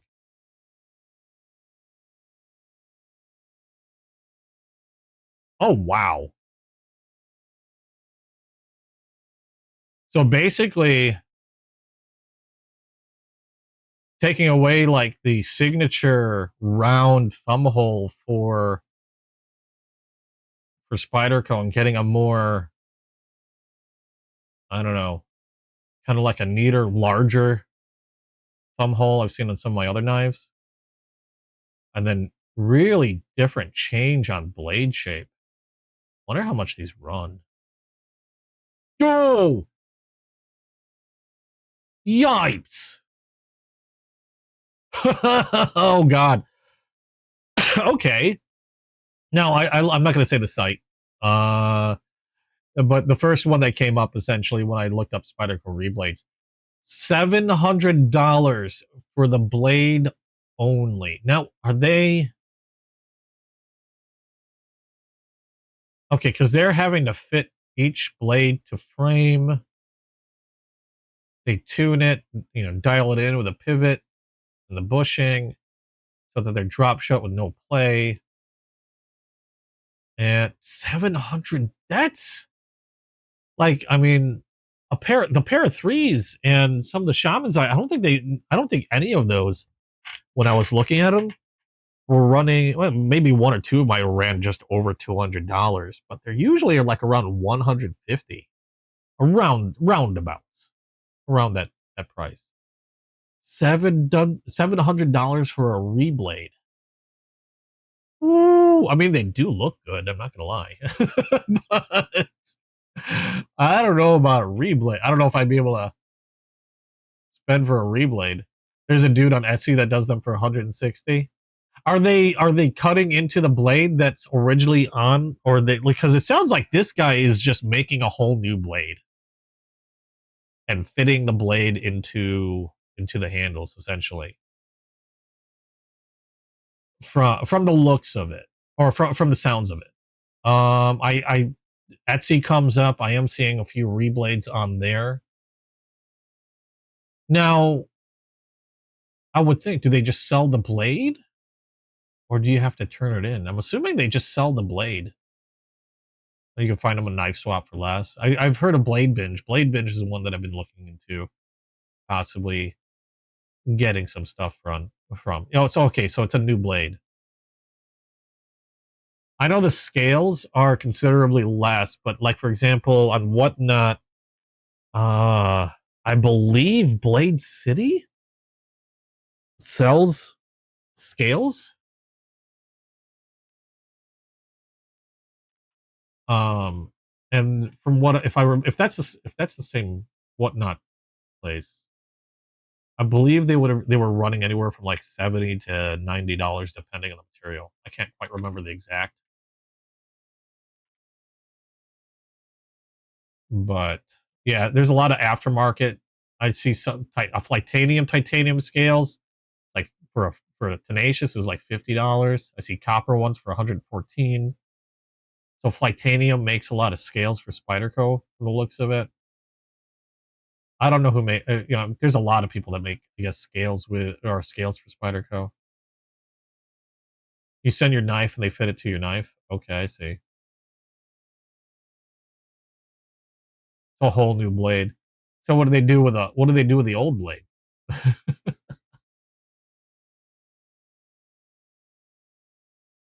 Okay. So yeah, I've gone down that rabbit hole a bit. I just haven't looked at any reblades. I was just looking at scales. I wasn't even aware that they would do a reblade on it. I mean, that doesn't surprise me none. I mean, doing a reblade on it should that doesn't surprise me.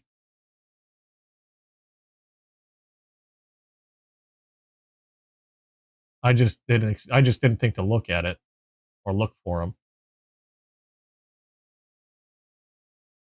Okay. Let's see how much these have cooled off. AliExpress. I'm not a big fan of AliExpress. I've gotten stuff. Some friends have gotten stuff, and I know you kind of have to be a little careful as to who you get from AliExpress.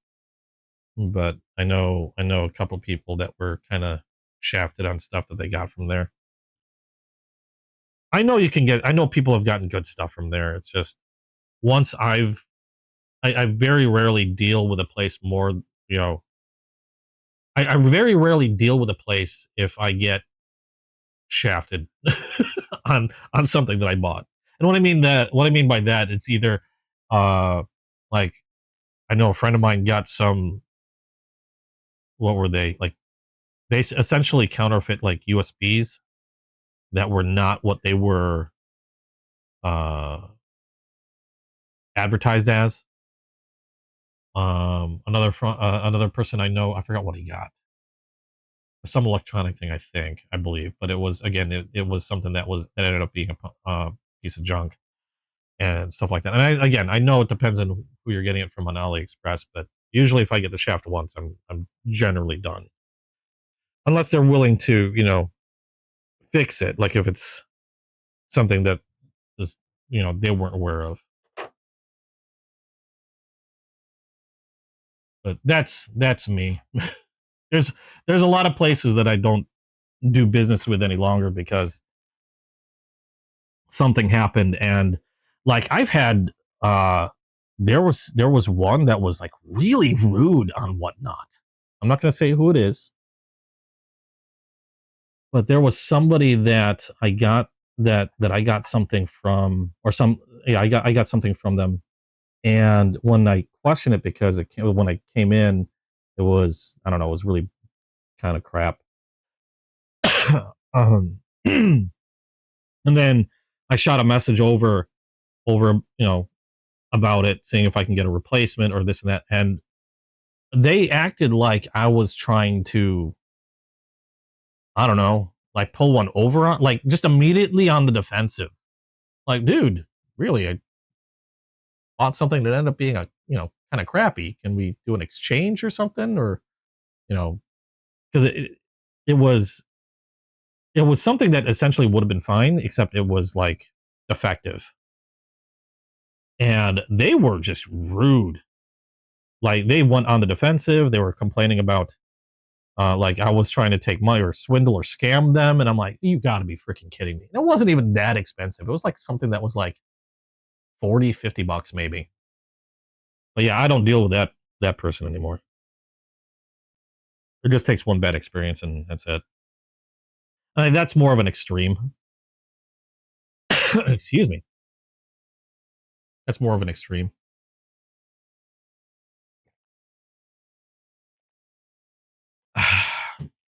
But I thankfully I haven't bumped into that many that were that bad on Whatnot. It was that one.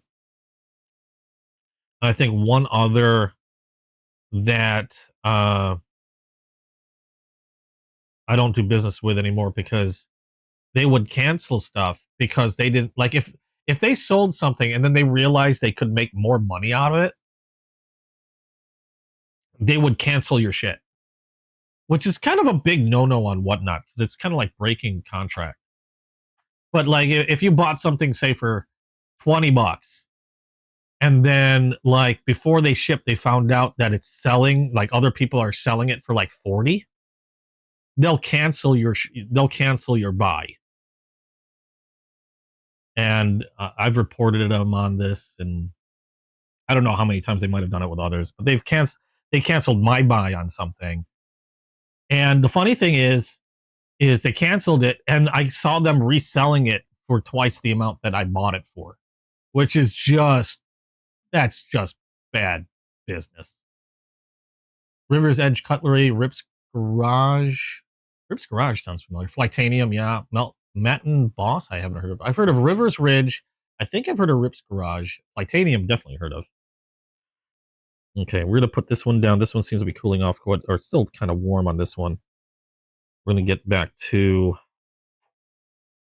our green apple. We're gonna go to the other side and hopefully match this side in terms of color. It did lighten up a little bit on this side.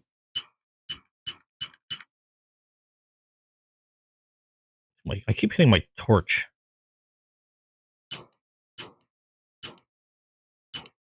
Okay. Let's try this side.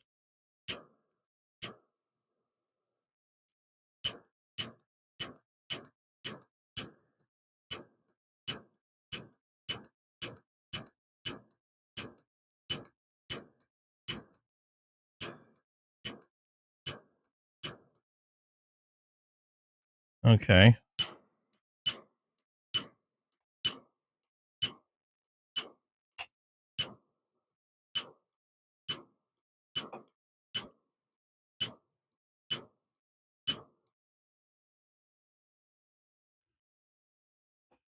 Think we got that just about where we want it already.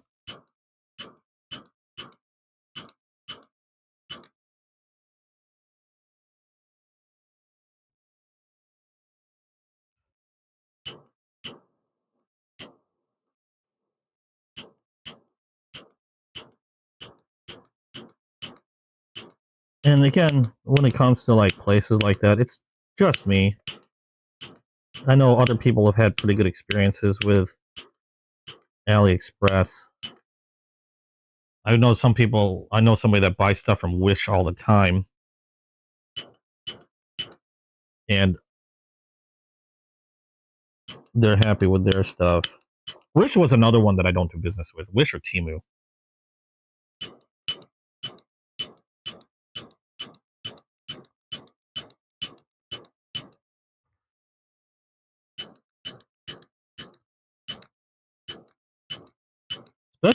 Especially Wish and Temu. It's like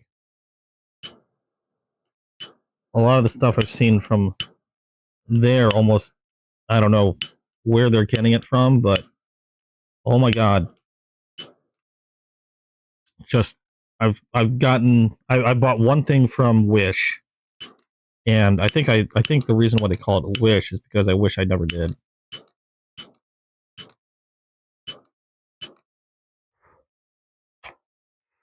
There we go.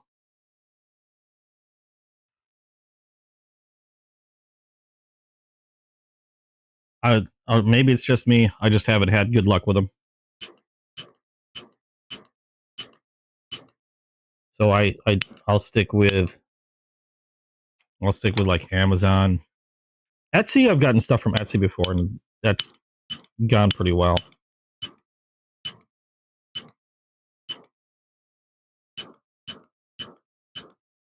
Again, it's all dependent on who you're dealing with.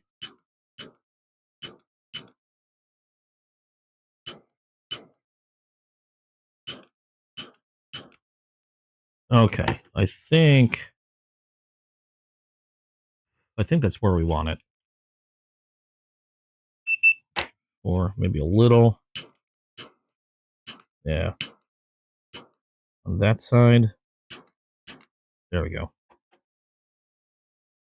Now I know this will lighten up a hair. Just trying to get the edges a little bit more uniform. That's the way I like it anyway. But I think we might be done with this one.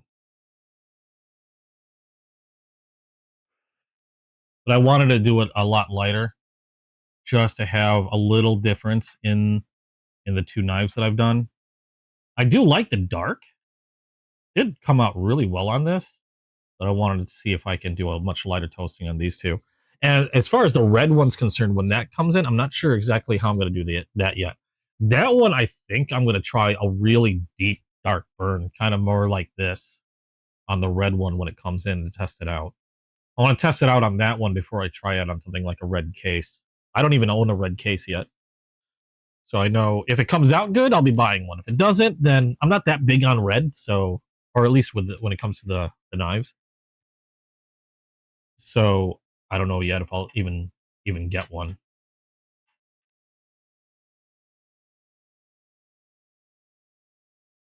But that seems to be going pretty well. Let's do a close up. You can see where I'm at with this one. There we go. Oh, my lag. Okay. There's the other side.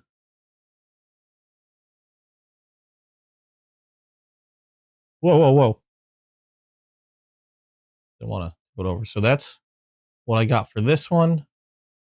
I think that's kind of where I want to keep it. We'll let that cool off, and then we'll polish it off and see how it looks once I get some shine back on it. We are at 159 at its hottest. For some odd reason, the other side's much cooler. I don't know why the side I wasn't doing was hotter. But okay, we'll let that cool for a little bit.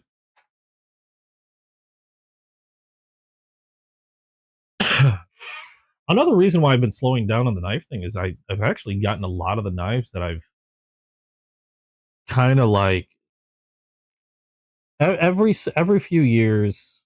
What ends up happening is, like, I'll have a bug up my butt about a very specific few knives, and then for that time period, they end up kind of like being, in a way, my grail. And I'll slowly save up, and eventually, unless they've gone and no longer sold, unless they no longer sell it, I'll hit that knife or those knives, and then I'm usually pretty satisfied for like another good year. And I think I've hit that with like Remet and Concept. Not saying that there aren't knives that I wouldn't mind having from either of them, but I've managed to be lucky enough to obtain some of the bigger knives that I really, really wanted. With Remet, it was that the Two Face and the Sacred Falcon. And with Concept, it was a what was the one from Concept that I was thinking of? I'm forgetting the name. It was a mini cryo that I got with Lightning Strike Titanium. And I actually got that one a while ago. But then they came out with a Nohwal, which I really, really wanted. And then I got that, and then now I'm kind of like, yeah, I got the big ones that I wanted from Concept. I know they'll come out with more. I know they have more It's just at this point I'm kind of like satisfied for the moment. I know I'll get that itch soon enough, but I'll need to. This will give me time for my bank account to sort of like heal, and then I'll probably be back off to the races again. And like I said, I'm waiting on the 15th because I really would like to be able to get that my first spider girl from Chasing Blades. So I'm keeping my fingers crossed that they'll have access to either that pair of 3 or the Sage 5. And like I said, if I'm really lucky, I might even be able to get my hands on both. Depends on how much I'm able to save up, as well as whether I can get a really, really good deal from them when they run the show.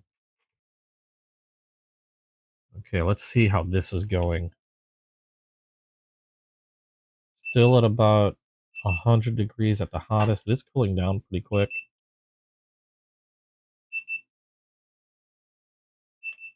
Yeah, still about 100 degrees at the hottest. I wish I had another tin. I don't have another tin though. I should have got more than one. That makes me sad that I didn't buy more than one. Should have. I'm trying to see if I have something else to rest this on, so that way it can cool down a little bit. I don't want to accidentally melt a pad. I also kind of want to eat one of those meat sticks. I don't have another tin. Well, I know I have the bottom half of this tin, but I have it set this way for a specific reason, so that way I'm not melting into my pad. It should be, as long as it's cool enough to the touch. It's still pretty warm, but I think it'll be fine. We will leave that there for now. Let that continue to cool off. Then we will finish this.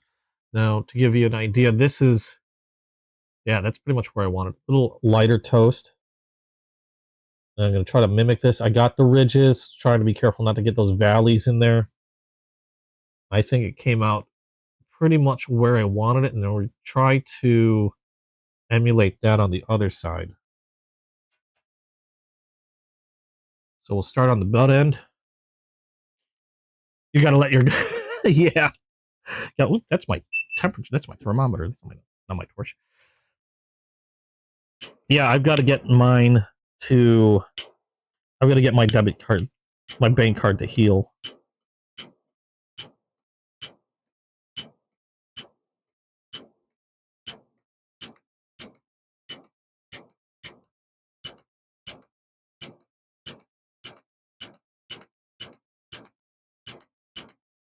Okay.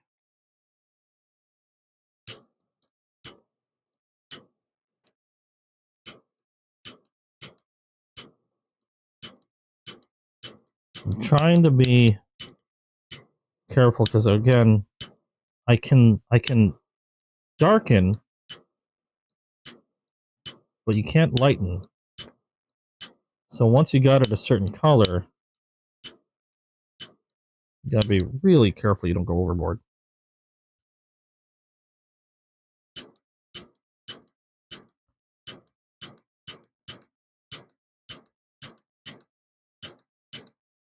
Okay.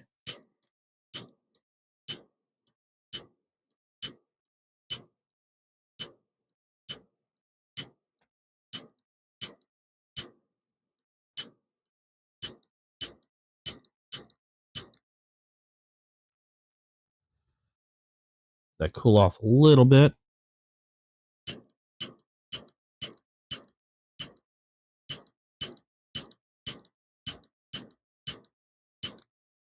There we go. I think that's about where I want it. Look on the other side. Yeah.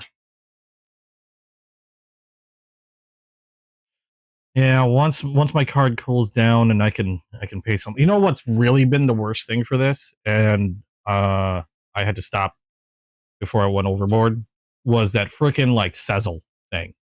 It's really easy to get caught up in Sezzle.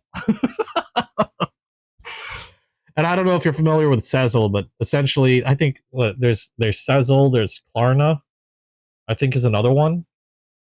My bank will actually do it as well, but where like Sezzle, they'll break it. You can buy something straight away, but then what Sezzle does, it's kind of like it's almost like a line of credit, but what they do is as opposed to paying for, say you bought something for like $100, and then you use Sezzle. Sezzle, you have like almost like a credit line, and that you buy the thing with Sezzle, and what they do is take they break it up into like 4 to 5 payments. So if you bought something for like $100, you use Sezzle. What'll end up happening is you pay $25 then, and then they'll automatically deduct 3 more payments of 25 over the next like the next payment it'll be every 2 weeks. It'll be like another $25 is how it goes. So you bought something for $100, use Sezzle, you basically pay 25, and then the next, and you get the item. It's not held or anything like that. Excuse me. You get the item. It's not being held or anything like that. But you initially pay 25, which is like the down, and then every 2 weeks you pay another 25 until it's paid off. And they usually break it down in like 4 to 5 payments. So in one way, it's a really good way to grab something that like say something a little bit more expensive, and then break the payments down into something manageable, a little bit more manageable, as opposed to like dropping $100 right in one big thunk. You can break it into 4 payments of 25. And you're not paying interest on it, which is really nice. But they also have the payments are also set. They have to be automatic. If you were to like Sezzle something and you don't have enough for the next automatic payment, I think you get fined like seriously up the ass. So you have to be careful that you have the money for the next payment in your account before the next automatic goes through. But if you can manage it, it's a nice way to cut down some of the payments a little bit. And I've gotten some of the bigger knives that I've got doing Sezzle. They've been paid off already, which is good. But you got to be, it's really easy to go overboard, because one thing I found out about Sezzle is I think I did like 2 or 3 knives using Sezzle. Okay. And usually when you start off, you have like a limited amount that you can purchase using Sezzle. Like, the first time you use Sezzle, maybe you can only buy something no more than like $200. Okay. They start you off as. But as you use it and you're fine with payments, they'll increase the amount that you're able to purchase through Sezzle. And that's where you can get into real easy trouble, because it's like they're giving you an increase on the credit line. And if you're not careful, you might have like a crap ton of automatic payments over the next several months, because you keep Sezzling stuff. So I did get a few knives using Sezzle, being real careful to make sure that they get paid off, that I have money in the account, stuff like that. That's something I do need to stop doing, though. I'm just about cleared, I think, of my last knife. I think I've got like one more like $25 payment. I forgot how much. It's like 25 or 30 something dollar payment. And you can pay anytime you want. You don't have to wait for the automatic payment. I might just go ahead and clear it to like get it done, if you know what I mean. Great way to get some of those more expensive knives and break it down more manageably instead of one big chunk. But you got to be careful with it. It's very easy to get stuck in a hole if you're not careful. And the sad part is my bank will do it too. So even if I didn't have Sezzle, my bank will split a lot of stuff into like 4 payments. The biggest difference with my bank doing something like that is the amount that the bank allows is considerably less. Like, to give an example, say Sezzle gives you $1,000 to play with. I think my bank would be like, they give you like, you can break up an item into 4 payments, but you it can't be over like $200, like total, until it's paid off. So the bank is a lot more restrictive in that regard, which I'm actually thankful for, because you can't really go. It's harder to go overboard with things like that through the bank, because they're a lot more restrictive compared to Sezzle, which is like, oh, you paid off another one. Here's another $500 of extra credit line. Oh, you paid off another one. Here's another $500. And so it's really easy to get yourself stuck if you don't watch it carefully. I've seen some people get, bury themselves pretty deep in that stuff. Nobody I know has gone completely overboard yet, but I can see it happening pretty easily if you're not keeping an eye on it.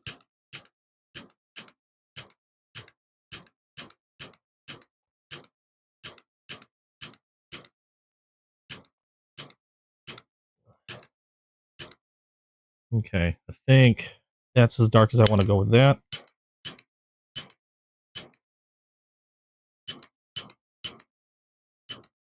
I'm also trying to watch the pins and the shield. I don't want to heat the shield and the pins too much.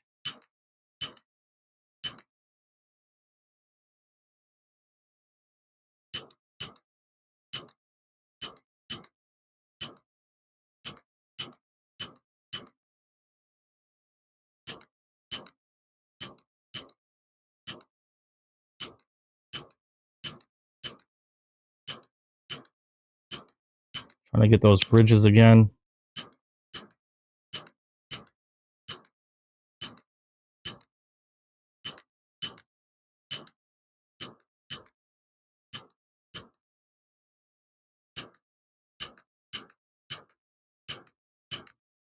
Keep hitting the. They put this thing to adjust the flame size at a really bad spot. It's really easy for me to knock it and accidentally make it like too small. Or too big. That's another thing I don't want to do with a flame.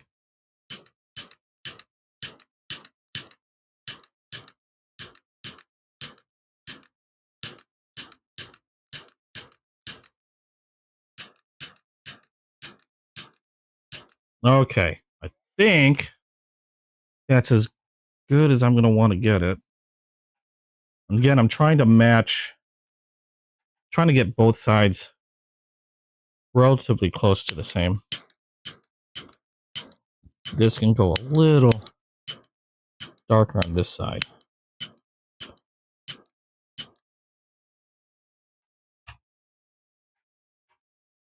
That's good. Actually, a little darker on that one.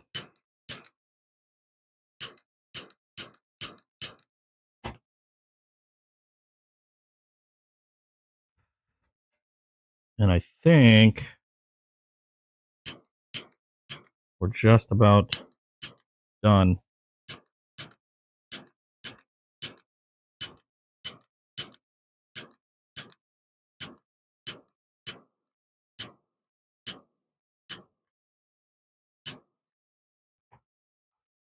We will let that cool off.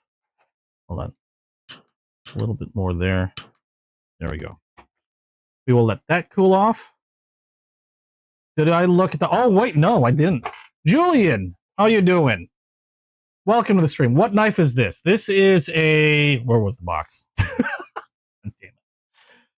I had the box a moment ago. It's a case knife. It is a sky blue...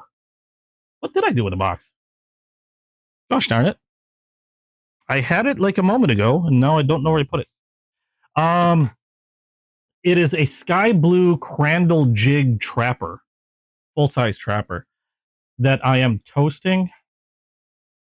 Wanted to do a little customization by giving a little toast color to it. And I did another one. This one is a case green apple peach seed jig copper lock that I toasted. I wanted to make a caramel apple. Will this focus? There you go. Essentially, what I call a caramel apple. I did one that's a bit darker, a trapper. This one I did a couple weeks ago. You can see a lot darker toast on this one. And I wanted to try this on a copper lock and just go a little lighter. I haven't polished it up yet, but I think that's kind of where I want it. I might maybe a little darker. I was just letting it cool off. But yeah, both case. I was gonna do a red browning as a test, but the browning didn't come in today. I thought the browning was supposed to be in today, but Ricken, apparently it's late in the mail, so I won't be getting it until next week. Hopefully Monday, and it's not completely lost, because that will be irritating. But I don't know how red would look with a toast, so I wanted to test it out on a less expensive knife before I go and buy a red, case red bone. But these I've done the green apples before, and I think they always come out pretty excellent. So I wanted to do this on a copper lock, and I had a hard time finding a sky blue, and I managed to find a couple, and I decided I wanted to toast one of those. And I've done a natural bone smooth before. This one is a case smooth natural bone copper lock that I decided I did it lighter before. I darkened it up considerably since then, and I call this I call it a marshmallow. I call it a burnt marshmallow, because that's what it reminds me of, is a burnt marshmallow. But I did that last week. I thought they came out pretty well. I'm just trying to do some lighter ones to see how they look. Because you can go lighter. I mean, you can always go darker. You can't go lighter once you started. And not that I dislike the dark. I actually really like the dark color. I'm actually just trying this one. I was trying to emulate another knife that I saw that somebody had done, so I wanted to do something a similar color. I didn't want to go too dark on it, which is why it's obviously lighter.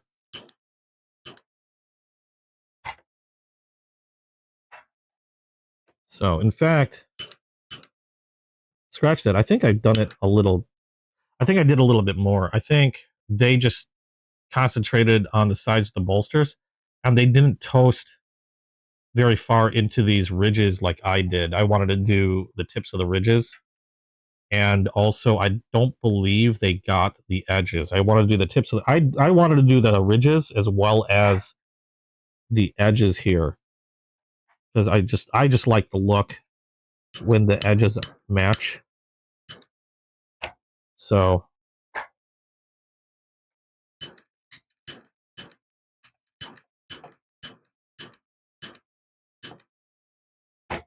I just like that look personally.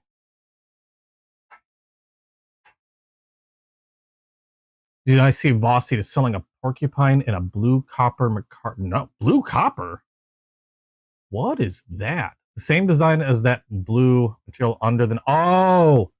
Like this here. The, I forgot what they call this. I got this from... I believe I got this from Blade City.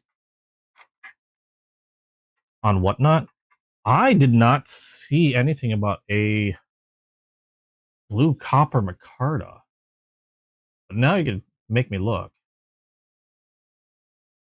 It's a porcupine? I love the porcupine too. I love that. I've got one in a blue micarta, but not a copper micarta. I really don't need another knife right now. Yeah, I see the blue micarta satin. Let me check Vosteed's. You're gonna grab yourself one. Freaking excellent knives. The porcupines are great. Oh, I see a few. Oh, okay. Is that copper? I see some really interesting patterns on Vosti's site. How much are those? 72. That's not bad. One's got this weird circular pattern going, and another one, oh, they're both kind of circular pattern. One's got a lot more red to it. I like the porcupine because I like the size of the blade. Because of where I live, we have a blade length restriction. It's a loose restriction, but I still like to stay within. I don't think they call it a copper, but it's really interesting pattern on that blade. I'm looking at Vosti's website.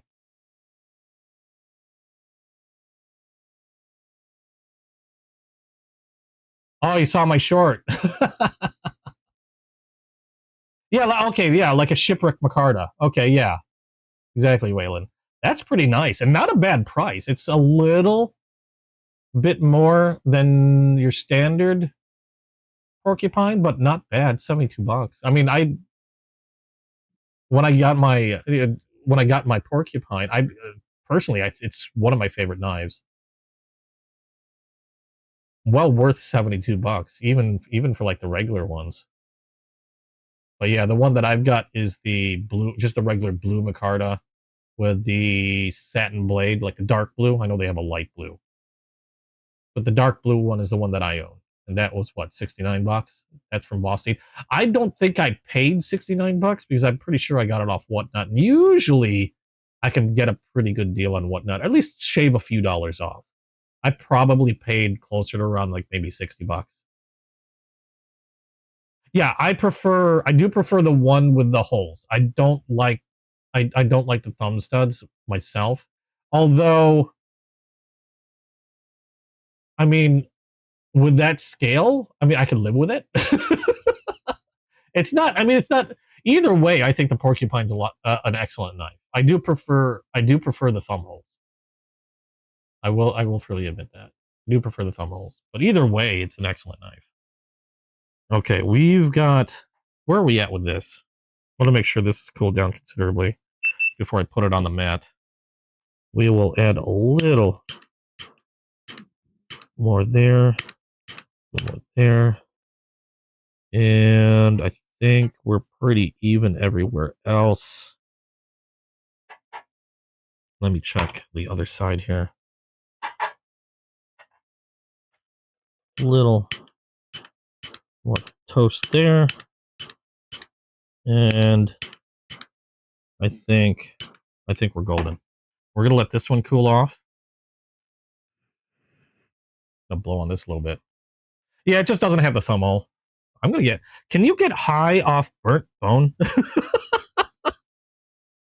I don't know. I don't know if that's a possibility, but sometimes it feels like it.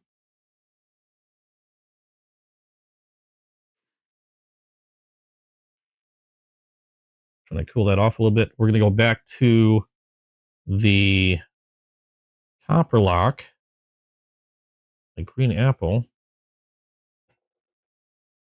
I'm gonna put. Where did I put my sleeve for this one?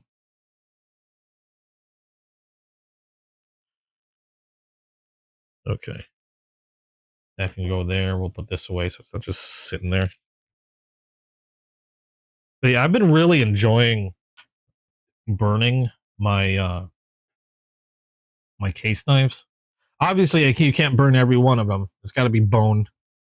I don't think it'd be a good idea to burn like the wood ones, or especially the ones that are like Kieranite or Coralon. Pretty sure those are just gonna melt. Okay, so I'm looking at this. I'm seeing how well. I know it. Like I said, it's gonna lighten up a little bit. So I'm seeing where I could touch it up a little.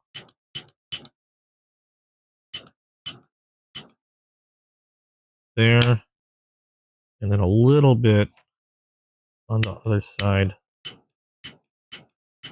I don't want to go too dark. I kind of like how light it is. I'm just trying to even up the color.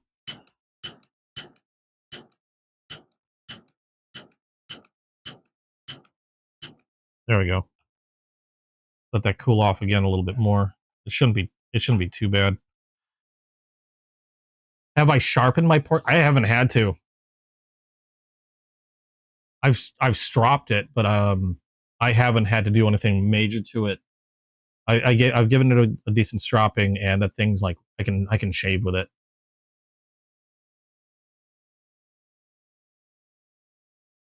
Yeah, the Micarta's great. No, yeah, the burnt bone will make me want to. I am getting nibbly. Do they do the corgi with those? You know, that's one thing. They if they have the corgi in those colors, I'd be more inclined to grab the corgi, and not because, like I said, I love the porcupine. Porcupine's one of my favorites, but I don't have a corgi, and I have a thing about like if I'm gonna get a new one, if they have the corgi in those colors, I might be more inclined to grab the corgi only because I don't already have a corgi. The corgis are kind of neat. Oh, yes, they do. What are they running? Oh, $65? Really? They have the corgi comes in the older style button lock because they have two types of corgis. You have the regular button lock, and then you have the Vancor lock corgis. And, oh wait, they're sold out. Really? Oh, jeez, okay. They're already sold out. The corgis are gone. What is that? Limited edition Trek lock knife. They had an orange one with a cat on it. Or is that a dog? No, that's a dog. That's a corgi. Why would they have a cat on a corgi? Yeah, they have they have corgis in a lot of different colors. Like a lot of different colors. I kind of slept on it only because oh no. Oh no. Oh, it's sold out. Crap. I kind of slept on it because I've been on the fence on whether I wanted their original button lock for the corgi or the Vancor lock for the corgi. So I've just kept sort of sleeping on it. And I just saw that they have a copper handled one. I have a thing. The copper. Oh wait, that's just a regular copper though. That's not like a copper. I thought for a second that might be a copper, like a copper micarta. If that was a copper micarta, I would have just mine. Would have bought it immediately. I wouldn't have waited. But it's just a regular copper handle. Not that it looks bad. I think the copper looks kind of cool. But yeah, I've been on the fence on whether I want the Vancor lock or the original button lock. Yeah, it's tough. Looking at the website, it gets pretty tough. You'd get the regular button lock. I don't own any of the Vancor locks. I forgot. I don't know how the Vancor locks work. I do have a few knives that use, I think, something similar. They have the buttons on the pivots. Let me grab one real quick. Like I own one from I own a couple from Dream Tech, I think. I own one from Cobra Tech. I can remember which case they're in. And they have the locks on the pivot. Here's one. This one's a Dream Tech. And the Cobra Tech and this Dream Tech work the same. Excuse me. Where you got the button on the pivot here, okay, to release the lock, and it's kind of like a top liner lock in a way. You can see the liner there, and if you press the pivot, you can see the liner get pulled off to the side. My Cobra Tech works the same way. I don't know how the Vancor, because I haven't seen the Vancor lock in use yet. I just haven't seen a video. Maybe I'll watch a video to see what. I'm sure somebody's got to show you how it works. I don't know if the Vancor lock works in the same fashion. I really do like it. There's something about liner locks and top liner locks there that click when you open them. Like it's just a very solid, nice sounding click. Like almost like once it clicks, you know it's locked up. And you don't really get that with a lot of other locking mechanisms. But yeah, this is the Dream Tech one. But I don't know if that's similar to how the Vancore lock works. It could be. I don't know. I have no idea. Because I don't have a Vancore lock Vosteed. Not yet, anyway. You think it's similar to the Dream Tech? You got a couple Cobra Tech? Oh yeah, Cobra Techs are great. I believe is Cobra Tech in Texas? I believe they're in Texas. We are gonna. This one's cooled off enough. We're gonna polish this thing off and see how that looks like once it's all shined up. Cobra Techs are great. That's another manufacturer that Chasing Blades also sells. And I've got one of my favorite Cobra Techs. Let me show you. Well, it's still a little warm. One of my favorite Cobra Techs. Oddly enough, I don't have a Cobra Tech OTF. Is this my... Oh, this is my other... Yeah, this is the Cobra Tech pivot lock. That works like that Dream Tech. You can see the liner and how that one works. But that's the Cobra Tech one. Where did I put that other... There it is. Nope. That's a Trapper. I have a couple like traditionals from Cobra Tech, like this G10 Trapper. Did I hit my camera? I did hit my camera. My toe keeps hitting my camera. Like this traditional G10 Trapper from Cobra Tech. They do some really good work with the traditionals. I know those were new. Like here's the Red Bone from Cobra Tech. I'm tempted to burn this one, but I kind of don't because it's really, really nice. And I want to test it on that cheap one when it comes in before I do it on a more expensive knife. Where did I put... Oh, there it is. Let me grab that real quick. This is one of my favorite Cobra Techs, is the Hidden Release Trapper. And this one I got in abalone. The abalone or abalone? One of the two. And I really like this one. It's an automatic, and it's a hidden release trapper. And what they mean by hidden release is the button for this one to release the blade and to close it is on the bolster here. You can see it slides, and that's what releases the blade. So, but this is probably my favorite one from them. I want to get another one. This one's 154 cm steel. I believe this was a little over $100 when I got it. They have others, like they got buffalo, I think. They got natural bone or stag. And they have them also in like D2 steel, which they run a little less expensive. I got mine again from Chasing Blades. They have a website because you can't sell these on Whatnot. But Chasing Blades has their own website that you can buy these from called unwaveringendeavors.com. That's how you can get them through them. And yeah, they've got a few of these, but this was my first one from them.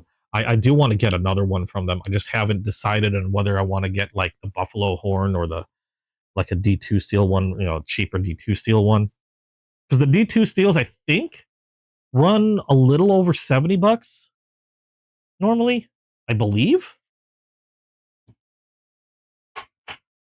But real awesome.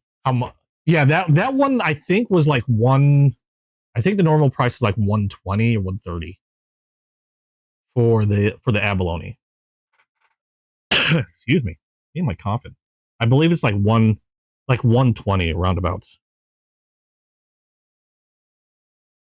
And I also believe, if I understand right, Cobra Tech was planning on increasing their prices, or they may have done so already.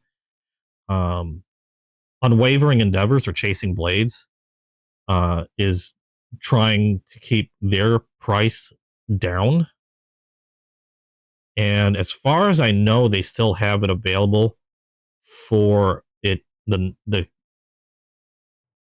for what it originally cost. I mean, I can take a quick look. I just noticed there's a good bit of blue on this too.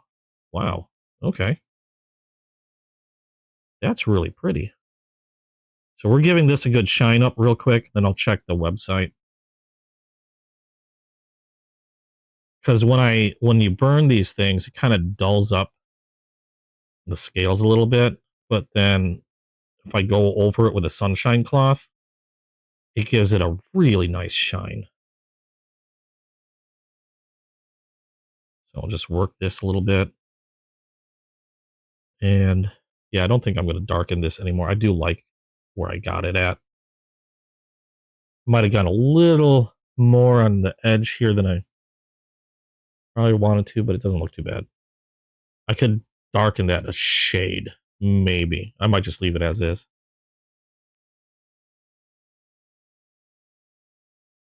Okay, let's take the tape off this. Because one thing when I do these custom toasts is you notice I open up the blade and I make sure they're both flat. Is because I wonder if it could affect the spring.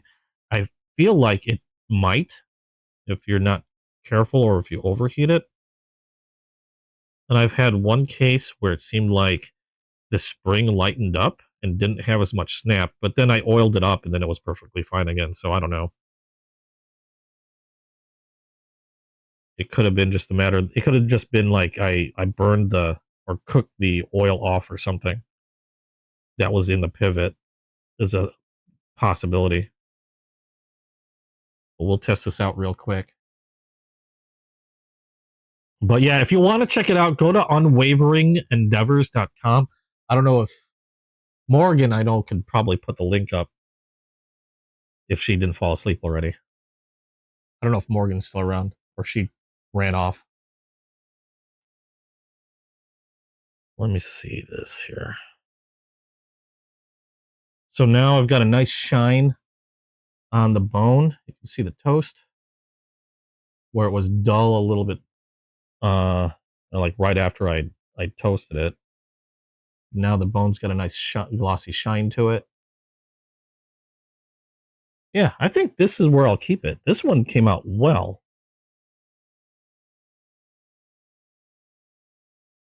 And I got just the tips of the ridges toasted up a little bit.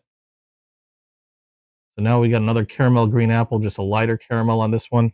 Let's see how this spring is now. Nope. Still got a good amount of snap to it. What I'll do is, where did I put my pivot oil? Did I drop it again? My pivot oil has a habit of like falling and then rolling away. There we go. I am running out. So we'll drop a little bit of pivot oil on here.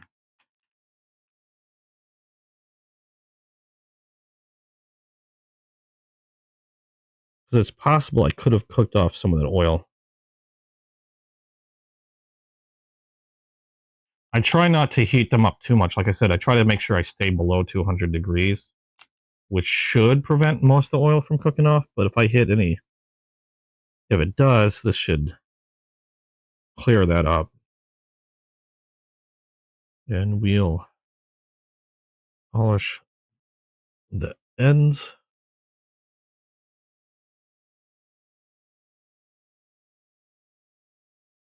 Real nice shine. I love these things. These sunshine cloths are awesome.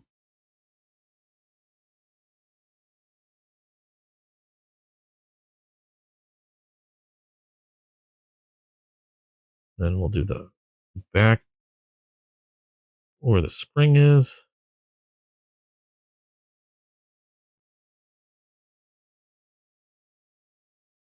They give us such a nice, good shine on these things.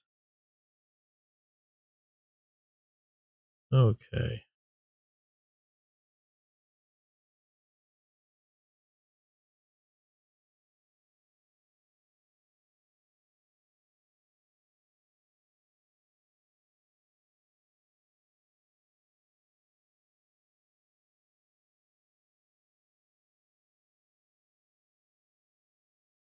Uh-oh. Do I have something on the sunshine cloth? Gave it a very light scratch. I might have to buff that out. Is there something on here? I didn't notice anything on my cloth. Maybe I should have pulled a new one out.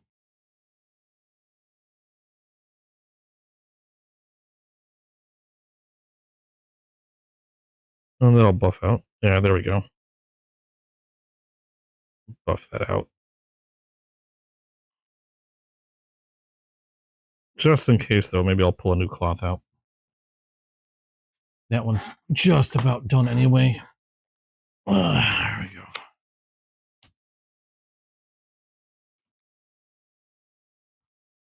A brand new cloth out.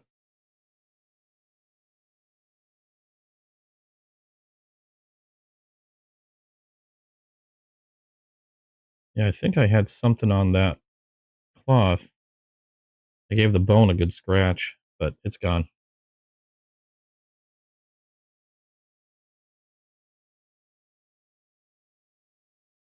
I don't know what could have been on that cloth. Yeah. That's the nice thing about these cloths. They have a very mild abrasive, so you can buff out like really light scratches without a problem.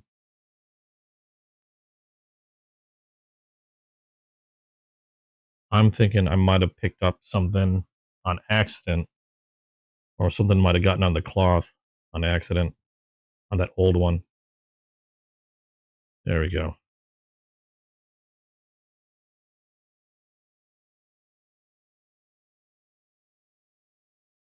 All right, nice and clean. Good snap on the open. Excellent snap on the close. And I think this one is done. If I can stop getting my fingerprints on it, that'd be great.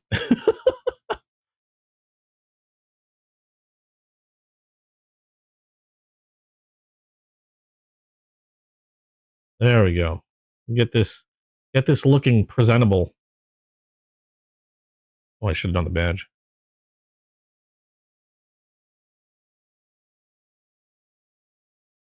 I shined up that badge a little bit. There we go. Nice and presentable. We got another caramel green apple. This one a little lighter than the one I did before, which is just how I wanted to do it. Here's the other one again for comparison. I don't know which I like better, actually. They both look good. We got the darker burn on this one. Went with a much lighter burn on the copper lock. Yeah, I don't know. I think they both look great. I don't know which one I like better. I know I have a tendency to go darker. I hope I don't look at this again and then decide to go dark. I might, but I'm liking where it's at now, so we'll keep it there. I'm going to try to rein myself in, and then that'll go back in that sleeve, and then we'll take a look at this guy and see how this looks shined up. We're gonna remove the tape. I can do this without cutting myself to ribbons. That'd be awesome.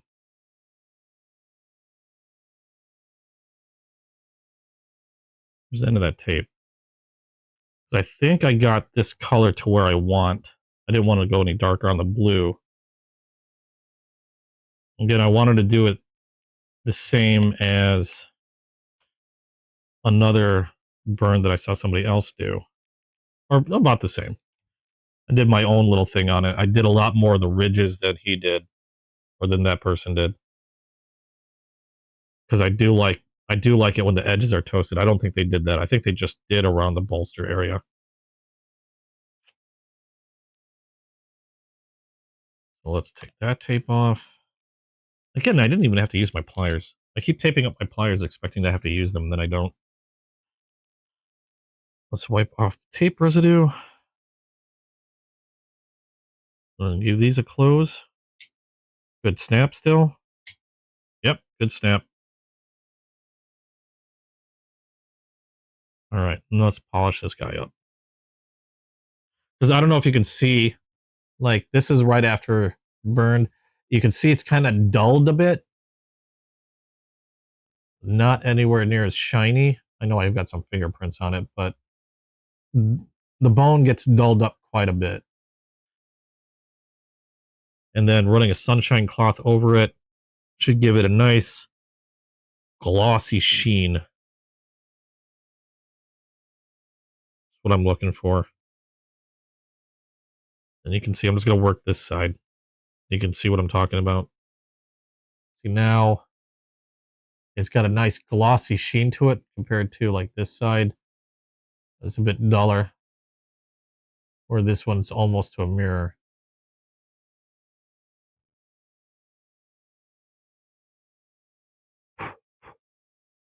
And then this one, I never cleaned the knife. Actually, I don't think I cleaned the copper lock. I might have to clean that one still. And what I mean by clean is normally I'll run oil along the well. And if there's any gunk inside, case usually is pretty clean. But sometimes they can't get, they don't always get all of the gunk out after machining. And sometimes they'll leave a little gunk in there, and I like to make sure I've oiled and cleaned the entire well area, the entire knife. And I haven't done anything like that with either of these two, because I anticipated burning them. And so I don't bother cleaning them beforehand until after I'm done. So we'll go do that before I forget.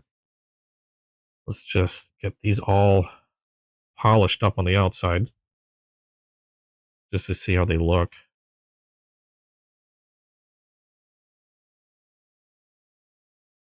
And there we go. A custom burned sky blue Crandall jig trapper. An arrowhead badge.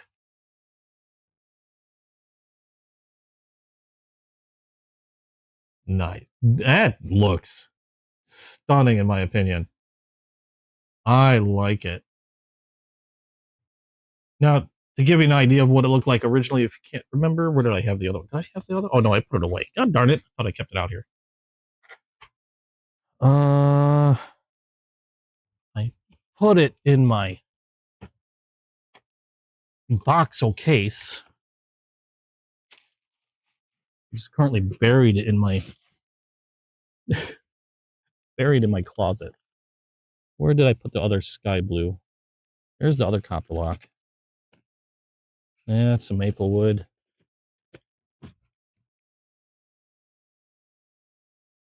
I should. Wait, what's this? Oh no, that's a special. Never mind. Where did I put that other one? Natural bone. Gosh darn it. Peanut butter and jelly. Peanut butter and jelly. I don't know what I did with my other sky. Oh wait, no, my other sky blue's down in the box still, or down in the package. Thought I put it away. I was wrong.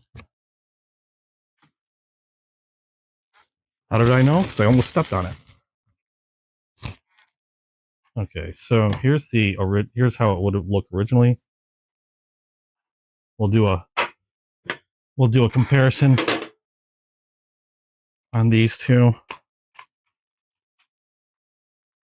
This is what the green apple looked like, roughly, before I toasted it.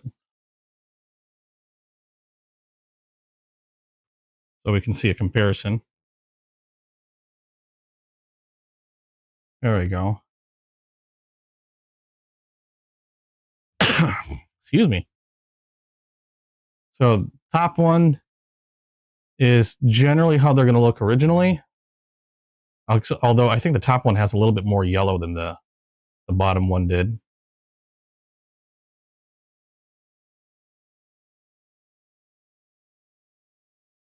So there we go.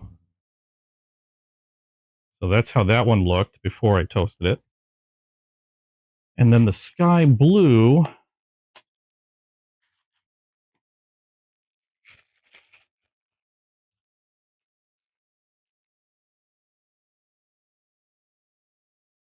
This is about how the sky blue looked like before I toasted it. Again, top one, obviously untoasted.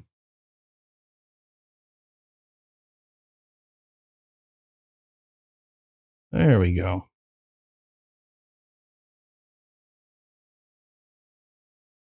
I don't know. Which one do you guys like better? I'm really liking how these look toasted. I can't wait to see when I get the red one in to see how that one turns out.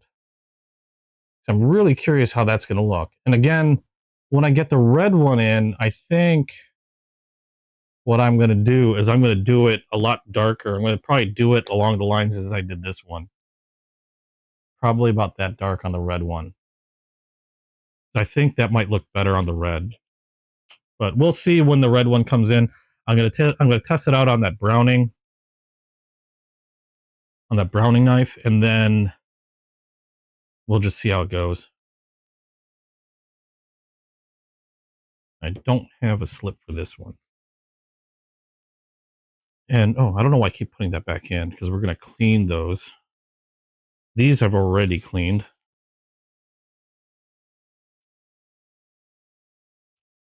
So these are just going to go in the box for now. I still have to put that freaking display case that Morgan got me up. I haven't had time to put it up on the wall. I have a spot now, but I've got to find time to put the case up. And I got to make sure I do it right, because I don't need... I mean, having a bunch of knives on there is going to make it pretty weighty. I don't need it falling over and slamming down onto the ground. So I've got to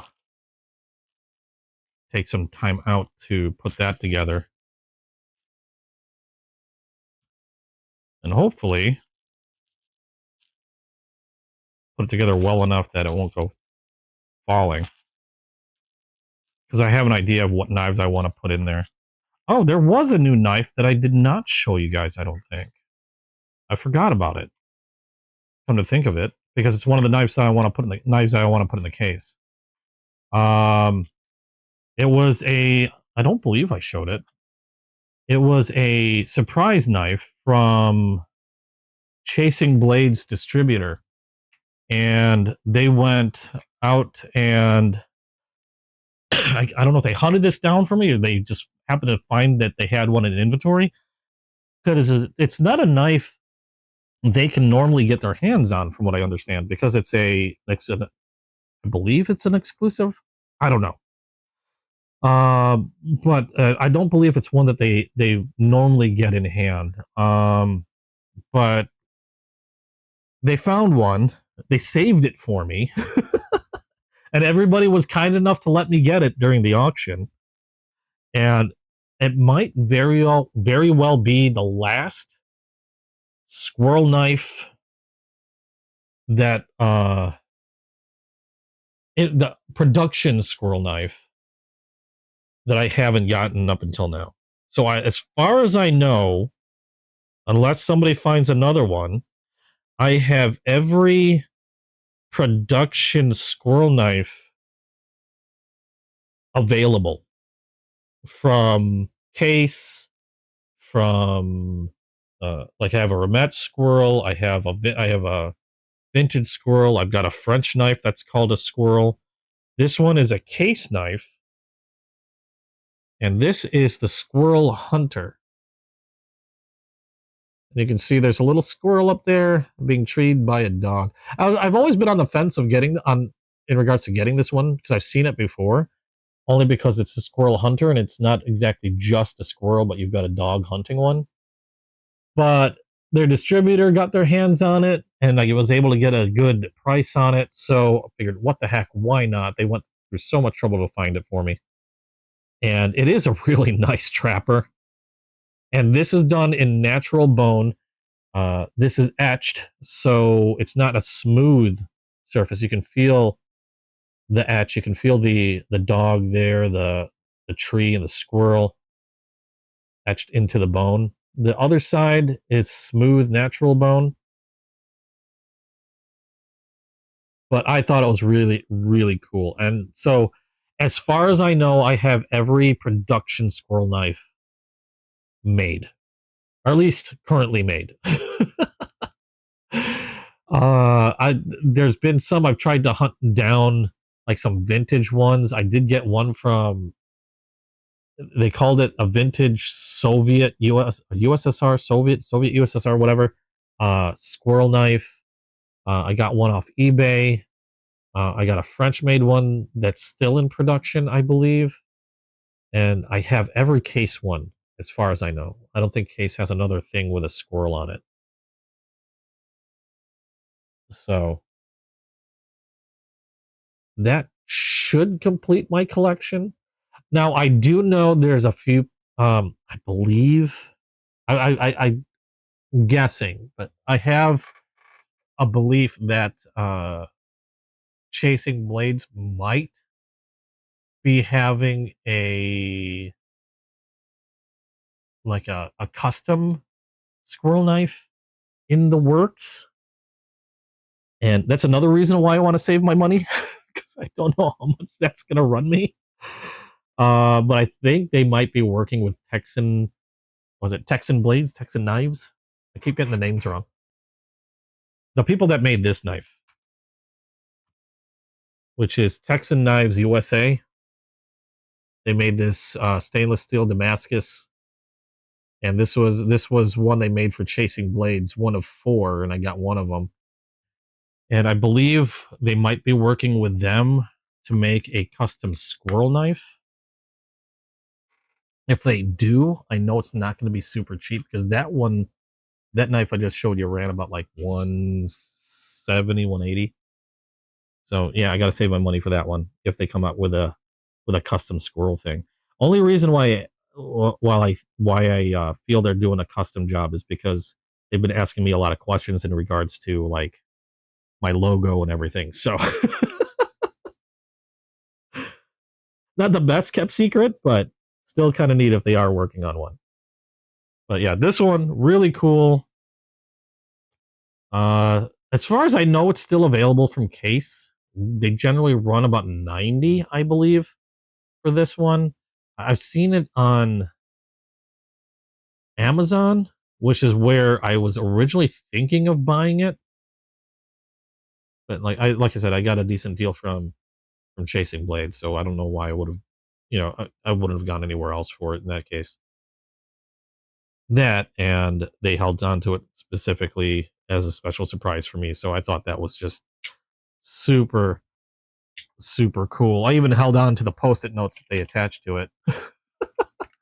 Surprise! And for EDC, for sentimental value. But that was awfully sweet of the guys.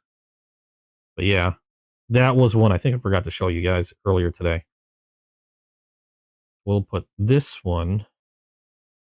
I like to swaddle my knives. Leave me alone. I'm a swaddler. Then this goes right back into the case. And this is one of the knives that I'll be putting on the display case once I get everything set up. I've got to get more display cases too. But that was awfully cool. But there we go. We got that customized. Let's see if we can clean this up a little bit. Where did I put that oilcloth? And you can see what I do to clean these guys. We'll start with the green apple copper lock. There we go. So how is everybody else doing? What do you think of this? What do you think of the burn job? And be honest. I mean, I know not everybody's gonna like it. I'm having fun with this. Like, I seriously have been having a blast doing these custom burns on these knives because I always thought they looked kind of neat. I've been nervous to do them because, I mean, you think about it, I'm burning a knife, for crying out loud. It's really easy to muck up if you're not careful. Like, I always thought, like, if I completely mess it up, I'm just going to end up burning the whole thing, making the whole thing, like, dark brown. But thankfully, they've all come out pretty much the way I wanted it, and I haven't had to worry about it. So what I'm going to do is I'm going to pour some oil down the well side. I'm using knife pivot lube. Normally there's another less expensive oil that I like to use for this. I think it's Japanese camellia oil. But I put that in a box somewhere and I can't remember where I put it. So I'm using my knife pivot my knife pivot lube to clean these up. Probably not the most economical way to do this, but as long as I can get it nice and clean in there, I'll be happy. Then I'll just run the oil down the well and then remove the excess by running it over the towel I have down here, which is why you see me rolling it around. And that essentially removes any excess oil as well as any gunk that might accumulate on the brush. Again, case knives have generally been pretty darn clean. I've had some that might have had some gunk in there, but they do a pretty good job of cleaning it. It's really kind of, I mean, case on average has been the cleanest knives I've gotten. Rough Riders tend to be a little dirty, not so bad, but more often than not, they'll have some gunk in them. Frost knives tend to be the worst when it comes to like gunk being in them. Cobra Tech knives, pretty clean also. The funny thing is, I say case knives are the cleanest knives on average, but I think one of the gunkiest was a case knife that I got some time ago. I can't remember where the hell I got it, but it had some stuff stuck in the well that I literally had to, like some adhesive or something, that I actually had to use a metal, like, I used some tweezers, some thin pointed tweezers to chip at it and then break it away. And that was probably the worst when it came to like to gunk in a case knife. But that was just that one. Every other case knife that I've gotten is pretty damn clean. Like not much in the way of gunk or anything for that matter. This one is no exception. This one's pretty good. This one didn't have much in there. So well oiled on the inside of the well, in the pivot, removed anything that might have been in there. There wasn't a whole lot, thankfully. I'll give this a good wipe down. And then this is basically how I either prep my knives for my collection. If it's something that's going to sit in storage, now these are stainless steel, so it's not too big of a deal. And they'll, if they're in a case or in a slip, then I generally don't do much other than this. If they're going to go on a display or something where they're exposed to like dust, then what I'll generally do is I'll wax the blade as well. I'll put a thin coat of wax on the knife, and that'll keep it from, that'll keep any moisture from like dust accumulating on the blade from rusting any spots on there. Even though it is stainless steel, I've had that happen with stuff that was just sitting in storage, like a storage unit, that were actually out. So even if it's stainless steel, gotta take care of them. Speaking of which, what kind of wax do I use? I use Wicked Wax, which is, I have small canisters. I have a big canister. Where is it? There it is. I haven't used this big one yet, but this is the one that I generally use, is Wicked Wax. You can use almost any paste wax. I prefer using a paste wax because you don't have to worry about heating it to melt it or anything like that. It's kind of like a paste. So you just take a cloth, put a little bit on the cloth, and then I'll wipe the blade down with it. And I'll just leave a nice thin coat of wax on there. You don't have to buff it or anything like that. And in this case, this is 100% food safe, all natural. So it's great if you want to protect a knife that you use on food, like some like high carbon kitchen knives that can rust easily. I'll use like either a food safe oil, or in this case, like a food safe wax, like this Wicked Wax. I know Wicked Wax itself can be kind of on the pricey side, but most any natural food safe paste wax will do. Again, I prefer paste wax because you don't have to melt it, because some of them you might have to heat up a little bit to get it to a point where you can work with it on a blade, and that one you don't have to. It's like a thick, like, I don't want to say Vaseline because Vaseline's even softer than it. I don't know how to, like, almost like a chapstick, almost like a chapstick. You think you like it, Waylon? I'm glad you like it. I'm glad somebody likes it. I know it's not everybody's thing. I just like to hear opinions. I like it, and that's what's important. If you're doing it and you like it, that's what's important. As long as you enjoy doing it and you like it. But I always like to hear opinions anyway, because sometimes some people come up with really good ideas and, like, hey, maybe next time on a smooth bone, maybe try doing some designs and stuff like that.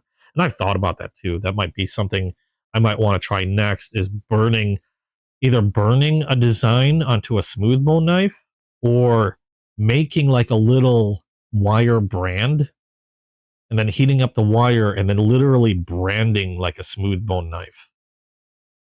Um, I'm just not very good at drawing, so I don't know how well. It'd have to be a very simple brand, unless somebody can make me a really tiny brand for me. But um, it's something that I wouldn't mind trying, is to like brand a smooth bone.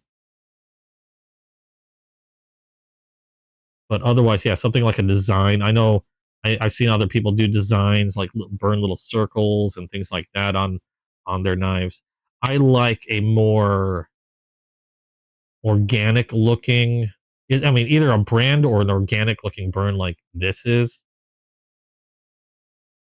as opposed to really burning designs on there. But I'm tempted to try. I'm tempted to try, just because I've seen some designs that look really good. Okay, so this is all oiled up and done. Put that off the side. We'll do this next. And I don't believe I even oiled the pivot on this. I'm going to grab a new brush. But yeah, Wicked Wax is what I like to use. I've gotten other waxes from like Texas Blade Butter.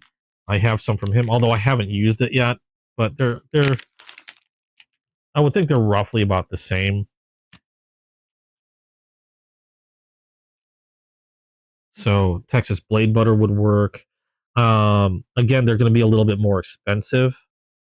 If you want to go a little more economical, I think Johnson's makes a paste wax, and you can find other like waxes, like a lot of them that are used for cutting boards, for waxing wooden cutting boards, work pretty well, from what I've heard.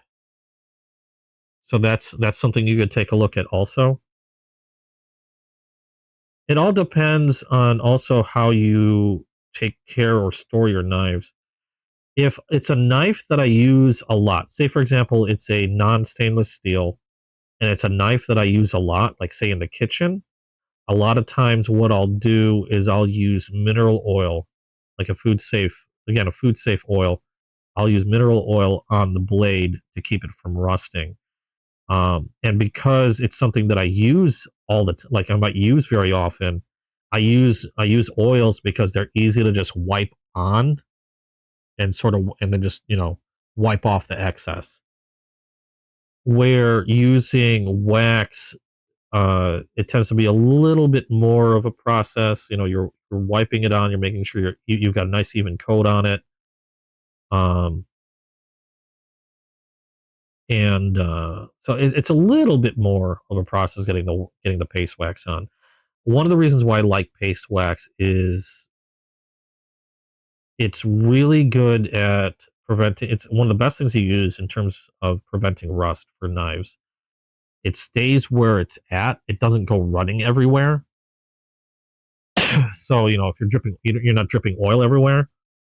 And also, it'll neutralize the oils in your fingerprints. So, if you forget to wipe down a blade and you put some paste wax on it, the wax will help neutralize those oils, because the oils on your skin could actually cause corrosion because there's salts and stuff in there as well.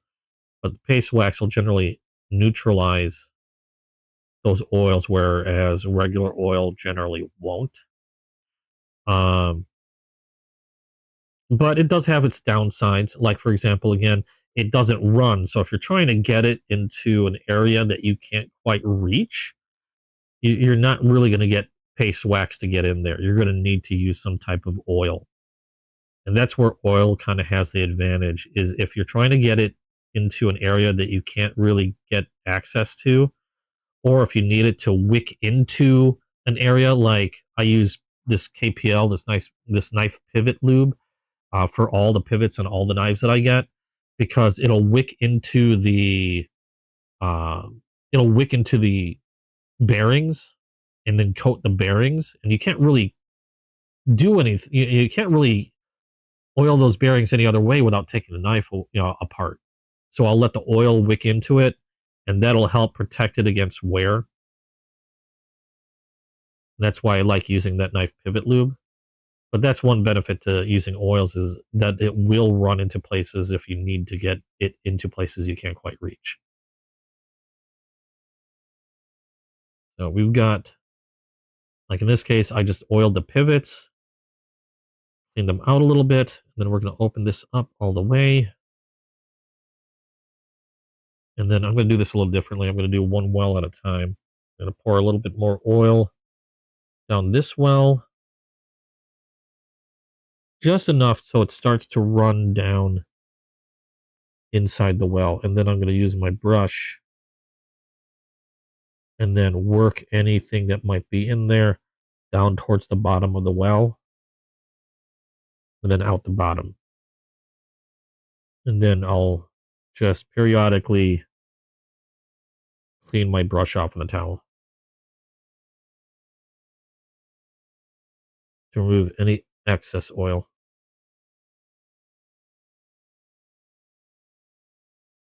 And I like using oil on these because it seeps into all those little areas that I can't reach. Again, another benefit to using oil over wax. But also, like I said before, you can't beat wax when it comes to corrosion prevention on the blade. So they both have their uses. Okay, so once I got most of the oil out of there, and you can see there's a little dark stuff that comes out. Not a whole lot. These are pretty clean. Case is generally really good to cleaning their knives out when I get them. So that well is now nice and clean and well oiled. We're going to bend this halfway. There's no stop on this, so I got to be careful. And then when you bend it halfway, it reveals a part of the spring. And then I like to just give that a really quick brush, because sometimes on some knives you can get stuff stuck, or some, I don't know, stuff in there right at the spring. And then I'll wipe that down a little bit if there's anything there. And then I'll close this all the way. Again, nice snap. And we'll do the other blade. So, you know what? I'll just do this now. No, I'll open it all the way. Open it all the way. Again, more oil on this well.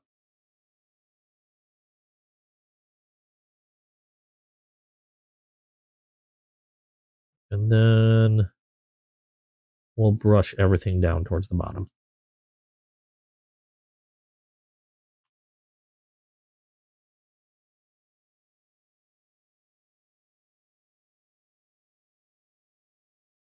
There we go.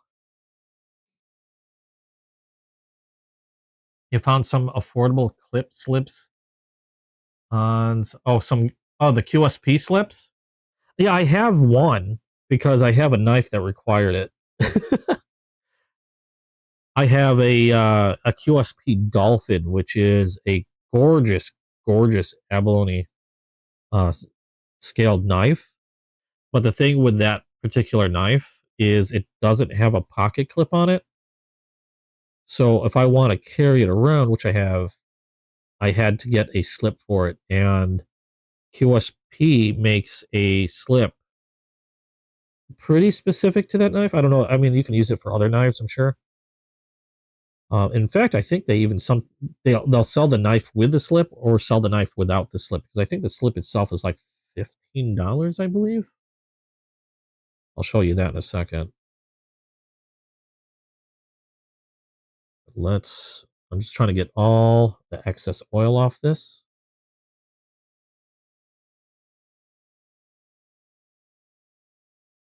Once this brush comes out almost dry, I know I've got most all the oil out. Can't get all of it, but that's fine. It'll help keep it from getting all rusty in there.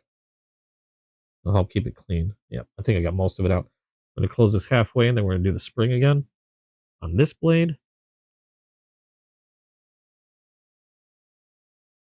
Again, already pretty clean. Not much to really remove, but I like to do a thorough job on my knives. I'm be a little anal about that one, or about doing this. Okay, so that's good. Let me open these back up because I want to wipe down the surface of that well. Get rid of any oil that's on there. And then we'll close these up again. And then the only other thing is the oil will probably continue to seep out the backside where the springs are. So then what I'll do is actually, I wonder if any have seeped out here. Yeah, it'll seep out there for a little bit. You'll wipe it down and then more oil will appear as it continues to like seep out. So what I'll do is I'll take that cloth and then I'll let these rest here for a little bit. And then we're going to take a look at some of those moderns, because I don't think I oiled the pivots on some of those moderns. Sometimes the moderns will be well oiled when you get them. Sometimes I've noticed they can be kind of on the dry side. But that QSP knife I'll show you before I forget. Oh, I got the sniffles here.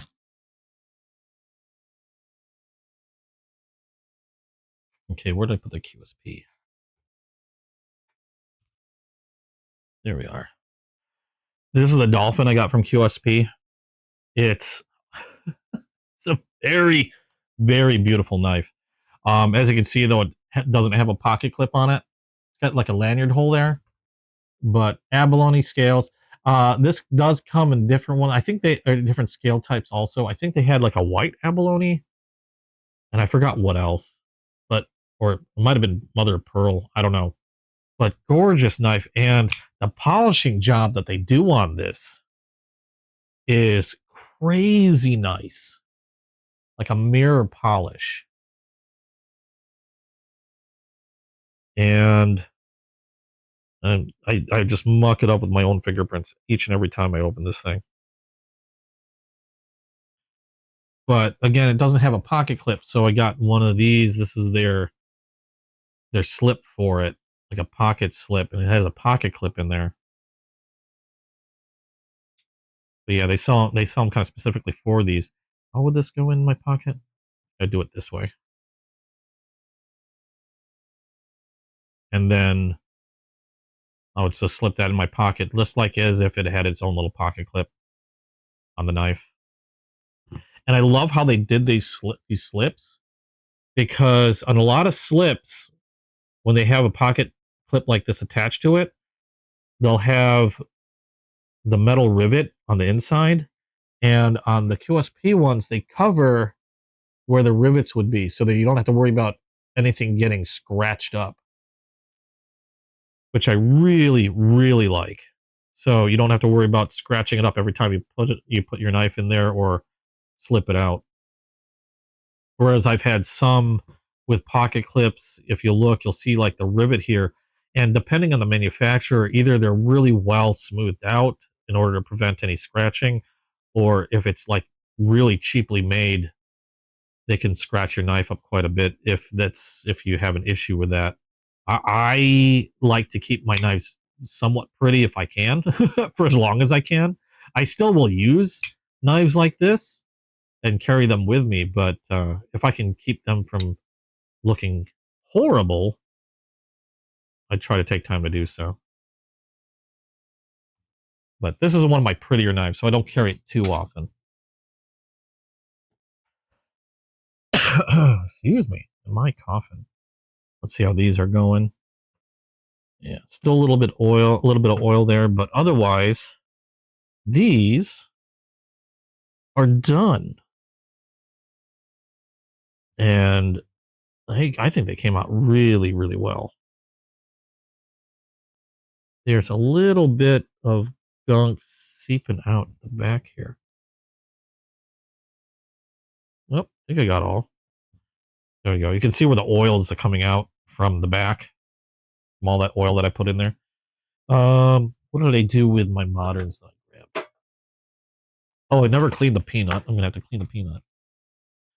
I think the Migaron, I don't remember seeing a lot of oil on the Migaron or the trestle. Take a look at the Migaron again. You've mirror polished a few blades. I'm tempted to do so, but at the same time, I don't want to make a mistake and ruin it. I have this weird OCD type thing where I'll look at something, I'll like I've done it before with polishing an older knife. Like I'll get into polishing a knife and then either I make a small mistake or I never think it's enough, and then I'll tend to go overboard. I don't know if you can go overboard with polishing, but I've done that with something where I'll polish it up and then I don't think, I can get a little better, I'll keep going, and then I might scratch it or just, I go overboard, I do something that kind of mucks it up a little bit. So I don't do it very often. Okay, so this, what is this on the blade? Oh no, that's just dust. Okay, so this one looks pretty dry. I mean, and I'm not oiling this because like I don't like the way it feels, or like this is very smooth right now. Like super smooth, like silky smooth, nice and quick. So I'm not doing this because I feel like it needs improvement in that area. But in many knives, especially if you're using the knife a lot, if there's going to be any moisture accumulating on a knife, it's generally going to be in the pivot area. Like if this gets wet, yeah, you can dry that. Sure, you can dry the knife off and stuff. But unless you have a blow dryer or you take the knife apart, excuse me, you're going to have some moisture trapped in there. So one of the reasons why I like to oil these is I get some oil in there to prevent rust or moisture from accumulating. And secondly, is on a pocket knife, that's the one part on a pocket knife that tends to be, it's a pivot. So you have parts rubbing upon parts. You got your bearings rolling around in there. You got your knife blade rubbing up against there. And against, it's the one mechanical area of the knife where you've got bits working or rubbing up against each other. So I like to put a little bit of oil in the pivot, and what that does is that also helps prevent any premature wearing down of like the bearings or stuff that the parts itself.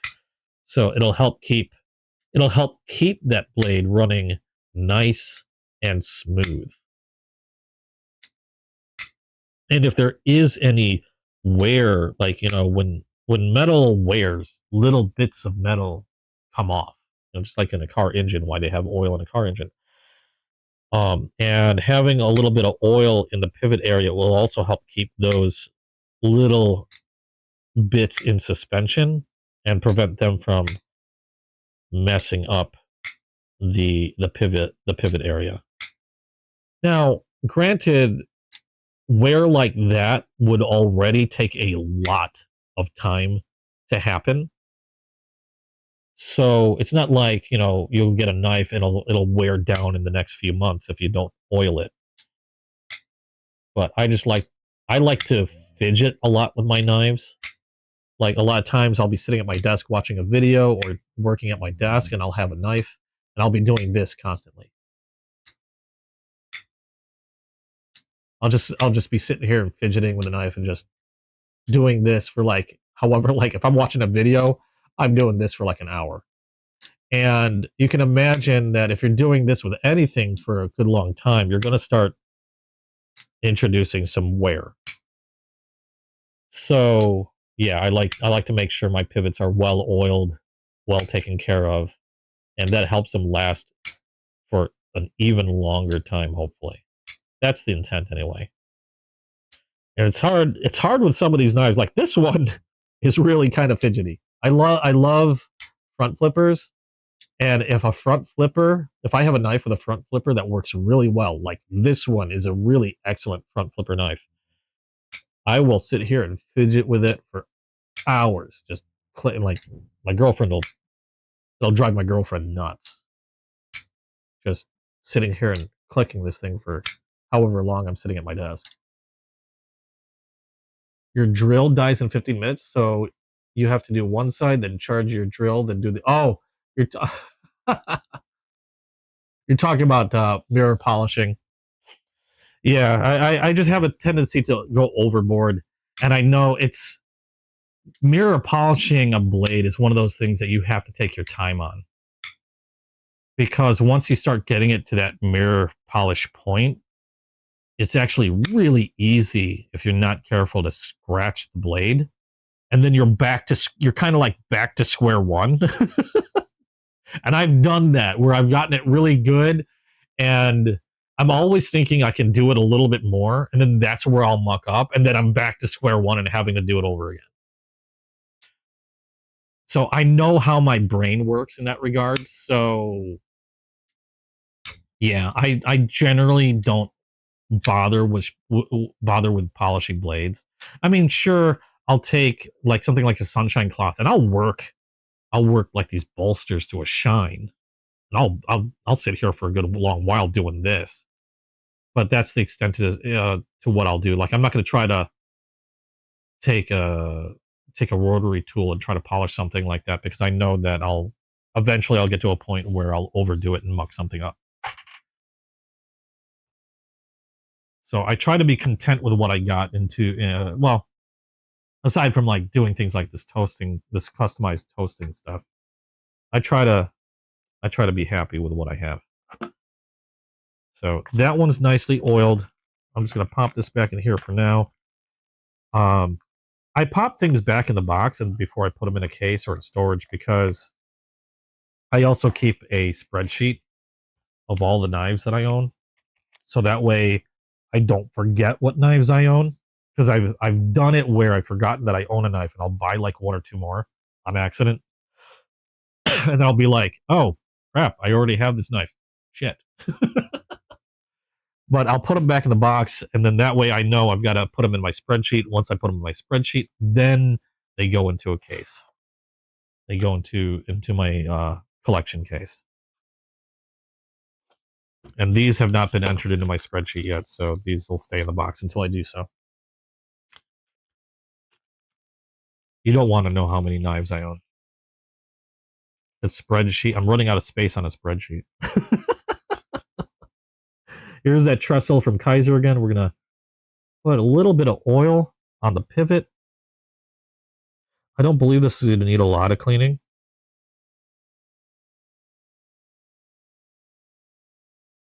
But a little oil, again, never hurts. We'll wipe off the excess there.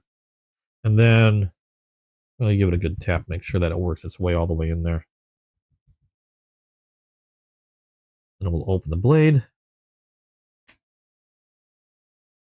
And then we'll take a look at that well.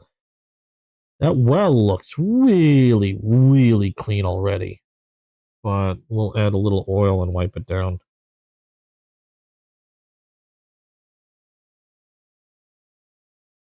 Not gonna add a lot.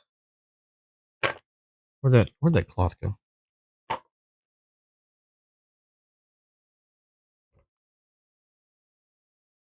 Just enough to let me brush this oil down along the springs inside. This has got a deep well. And this one's interesting because the spring is actually inside, not only inside the well, that's obvious, but they have a backspacer along here that hides the spring. Whereas you notice on the case, if I put it halfway, the spring comes out a little bit. In this case, it does not because it's all hidden under that backspacer. Now, I don't know what kind of Damascus or what makes up Kaiser's Damascus.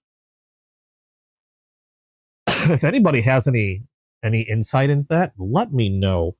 I know that normally a Damascus blade would consist of like a high carbon steel with a stainless steel wrapped around it, or not wrapped around it, a stainless steel in the mix, in their I forgot the term, pin welded or whatever, folded, but it's generally a mix of a high carbon steel and then the stainless steel. So um they still can be susceptible because of the because of the high carbon steel portion. I don't know how to explain it. I'm not the best in terms of this.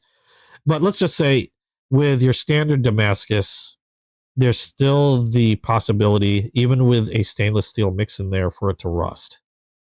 So I don't know what their mix is. I know some companies, like for example, Concept, when they make their stainless steel, they use a mix of two different types of stainless steel. So they're very corrosion resistant in comparison to your standard Damascus steel blades. Um, I know that Texan knife that I showed you, that fixed blade, they use two different types of stainless steel in creating the Damascus for that blade. And I like that because again, you got two different types of stainless steel. You don't have to worry about corrosion so much. I don't know what Kaiser uses for theirs. So to be on the safe side, what I'm doing is, first of all, we're removing as much of the excess oil from the well as I can. So that way it's not leaking out everywhere. Although I have a feeling now that I think about it, and I didn't think about it before, but because the spring and the backspacer are separate, I have a feeling a lot of that oil is now sort of sitting back there. And that's fine. It's just I'm never going to be able to get all of it out. So it's possible that for at least a little while, this knife might leak oil until it pretty much just sort of reaches some type of equilibrium. Okay, I think I got most of what I can out. But because I don't know what kind of steel they use for this one, we will wax this blade. Now, it's not going to look as pretty because the oil is gonna, or the wax is gonna dull it a little bit. But again, I like to use wax because it's probably the best stuff when it comes to corrosion resistance. Where did I put that little tin? I have a little tin. There it is. A little tin of wax. This is the same stuff, Wicked Wax. It's just a smaller tin. I had a bunch of these at one point that I've been kind of working off, and then I need another cloth. I need another cloth that I don't mind tossing away. And I think I found one. I've got so many of these little microfiber cleaning cloths that I don't mind using some of them for wax. So I've got so many Kaiser cleaning cloths, so many Savivi cleaning cloths. Why you see all these colors. Every time I get a knife, I'm not complaining. I'm glad. But every time I get a knife, another cleaning cloth. I don't think I'll ever run out. So we're going to apply a bit of wax all over the side of this blade and also into the nail nick. I want to make sure I get some wax in there.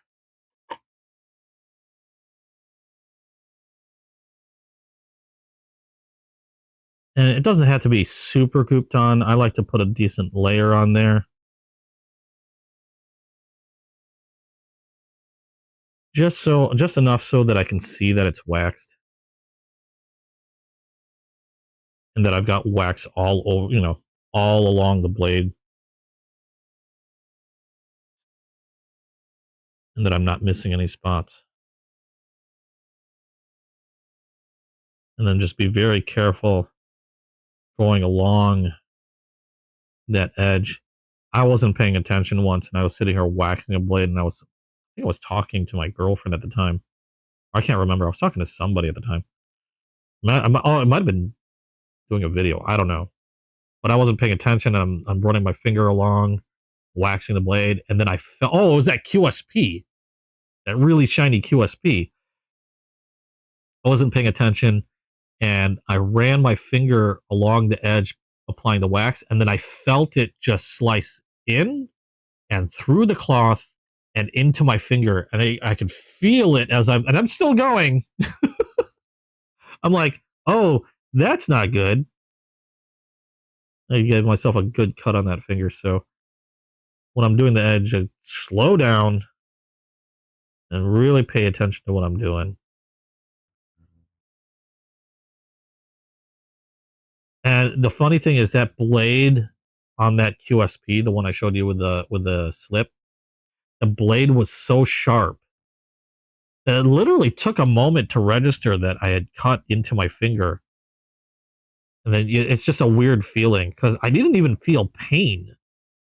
I just felt it cut into my finger before I stopped.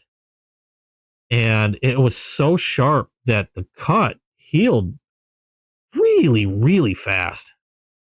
I just made sure to clean it right away, and I got a bandage on it right away.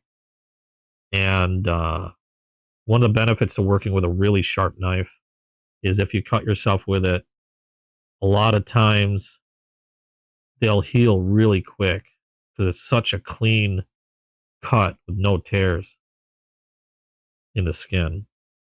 So in a way, I kind of lucked out because had it been like any other knife, than like a slightly duller knife, might have taken a little more time to heal. But that thing sealed up within the day, and it just healed up very, very fast. I was actually impressed. I say that because I was very impressed at how quickly my finger healed. It was just a credit to how well they sharpened the edge on that thing.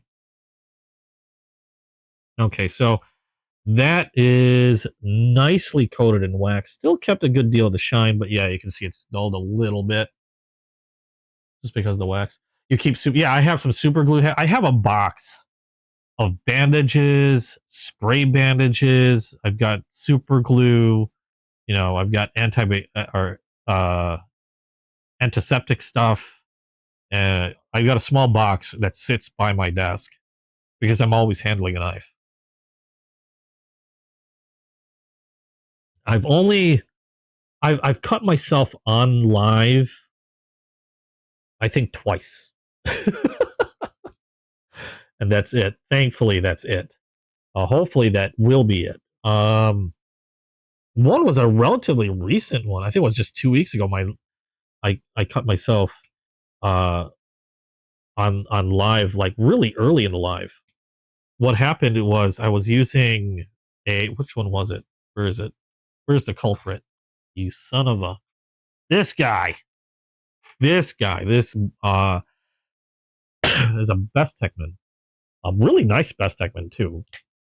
This dude cut me really good. Well, what happened was I wasn't paying attention, and I'm doing this thing, not paying attention, and I had my other hand right here, like right about around here, and I flicked it open, and on the opening, the tip ran across And you can probably see a little scar.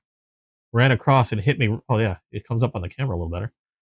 Ran across and basically just sliced open right at the knuckle.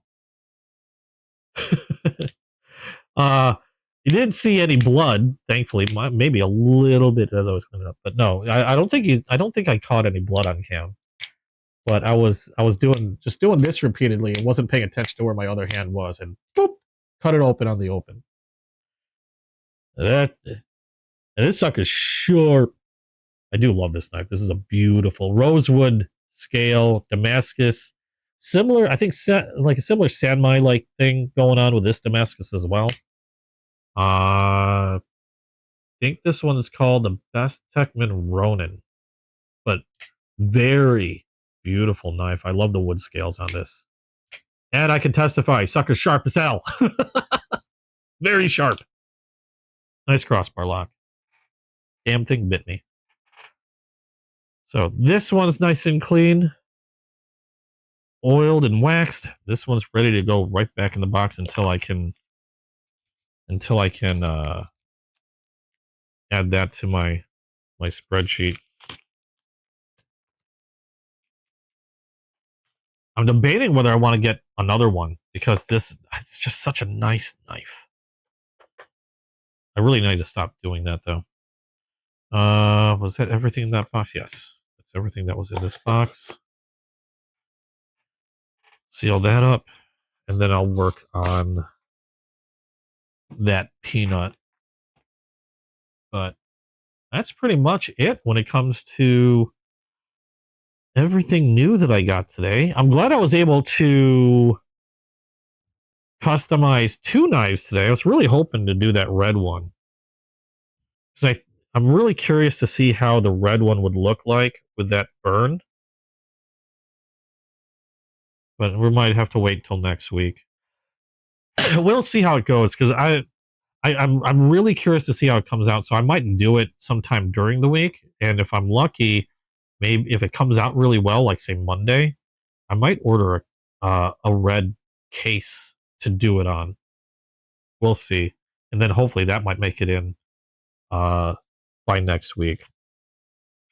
But I don't know if I have any others. I was thinking about spacing them out, but I really got kind of curious. I just wanted to get it done so I could see how they look. But I was thinking of spacing it out and saving one for next week. But yeah, I couldn't do it. I wanted to see how it goes. I could not stay away from wanting to burn that sucker. Either of them. So let's get this all cleaned up. Otherwise, that's pretty much it, I think. So again, that's the new additions to my I'm gonna call it my burned line, my toasted line. We got that one that I did before. We got this one that I did before. I guess the order I did these in from top to bottom was the first one that well, actually, that's technically not the first one I burned. The first one I burned was testing out this little guy, because I wanted to see how it would go on an inexpensive white bone. I want to see how long it would take to burn, where I wanted to burn it. That's where I got the idea for this one. And I tested it on this one. So technically, this is the first one I ever did. Then I did this green apple. I did this natural white bone copper lock, and then you saw me do these 2 today. So those are all my burned line. This is like Bob Ross with knives. Just a little happy little toast. And then we're gonna clean this off. But yeah, let me know what you guys think. And be careful of this guy. I mean, these things are tiny, but they can be sharp. Let me know what you guys think of the burns. And I don't know, are you guys curious? I mean, has anybody else done them? Are you curious about doing them? The only thing I could say is, if you're interested in trying to burn your own traditional knife, is first of all, make sure it's bone. Because if you try to burn, I mean, I suppose you can burn wood, but there's also a very good chance you can light it on fire.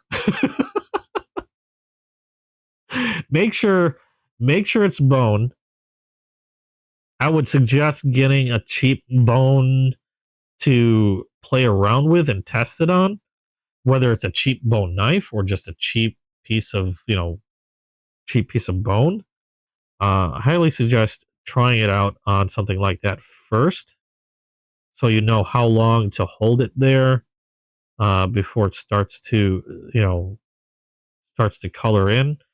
Um, and make sure you have all your safety gear ready before you attempt to do any burning. Make sure I like that tin that I have. I like using that to set things on because that helps cool down the knife as it sits there, and also protects the surface of my table from, well, melting. So make sure you have a good surface to work on. I like using those tins. Again, make sure you have safety equipment. You're doing it in a well ventilated area, or you're like me and you just huff all the burning bone. But make sure you have your safety equipment. I have an extinguisher, as you can see, that is next to me anytime I do anything like this, just in case something gets weird. You know what I mean? You never know. That's why, accidents happen. That's why they call them accidents. So I make sure that I'm prepared. Again, I have my extinguisher. I have all those first aid things. I even have burn cream from a burn that I ended up doing to myself. Oddly enough, working with paracord. I was making paracord bracelets, and if you know anything about paracord, generally when you cut paracord and to finish the end so it doesn't fray, you take a lighter and you can melt the end of the paracord so that they all, they don't fray apart. And what happened is I was melting some paracord, and I was going to push two ends together to attach them to each other, two different colored paracords. And I can't remember what exactly happened, but I melted each end of the paracord, and I went to go push them together, and something slipped, and I pressed one end into my thumb here. So I essentially had molten paracord here and burned myself pretty good. That was pretty painful. I was not a happy camper. Um, so yeah, I even have burn cream at the ready. I guess what I'm saying is be be sure you're doing it safely. You've got, you're prepared, and that way you don't run into any trouble if anything happens. But yeah, if you're gonna do this on your own, let me know. I'd like to see how it turns out for you guys, or what fancy way you have of doing your own burn bone. Because I've seen some really interesting looks out there. I know there's a person on Whatnot that does a lot of customization. They also do a lot of dyeing, um, white bone, and I think I think he goes by the name Big Thunder. I believe he does a lot of bone dyes and comes up with some really nifty colors. He also does a lot of burns too, and he likes to burn in patterns onto some of the knives that he's done, and he's got some really interesting patterns on there. Um, Again, dyeing isn't something that I want to do to any of the knives, mainly because of where or how I'm doing this. I don't really have a good place to deal with dyes and stuff like that. I really don't want to make a mistake and spill dye all over the carpet. And I just simply don't have enough room to do anything like that or film anything like that in my kitchen.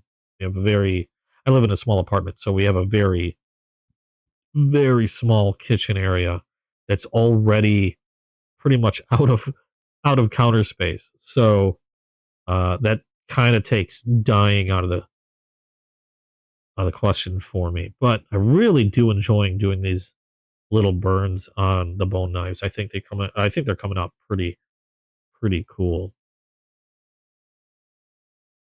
Okay, got that well, nice and clean. We'll snap that one shut. And we'll work on this. Oops. Hold on. I snapped it shut. Forgot to do the springs. Let's wipe that down. Little stuff on there. The other side. Okay. We'll do this well. Yeah, let me know what you think. If you plan on doing any of your own, I'd love to check some of them out. I always get curious. It's how you get ideas.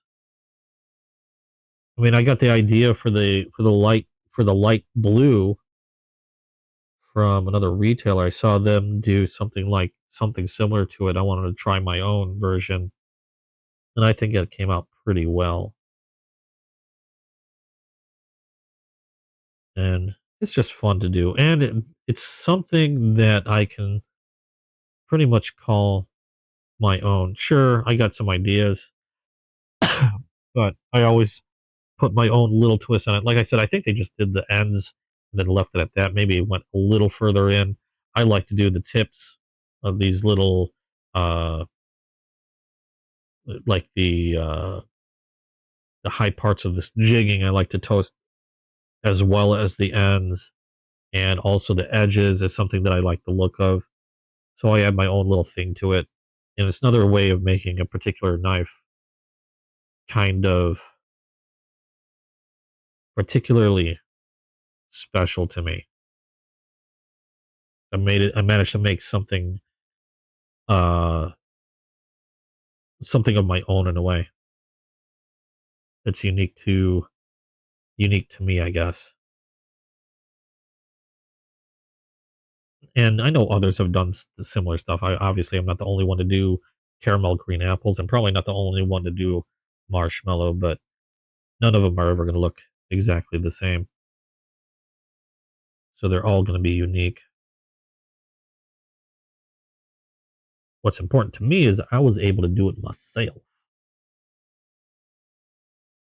And it came out okay. I remember I was so nervous doing that first freaking green apple. I was so worried I was going to muck it up completely. Now it's one of the case knives I love carrying around with me because I love the look of it. And all of these knives I've been carrying a lot my green apple a lot. I've been carrying my copper lock a lot because I like the look, and also it's just a nice little conversation piece.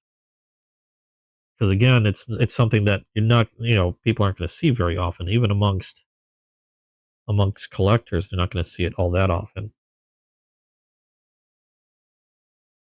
So pretty fun to do.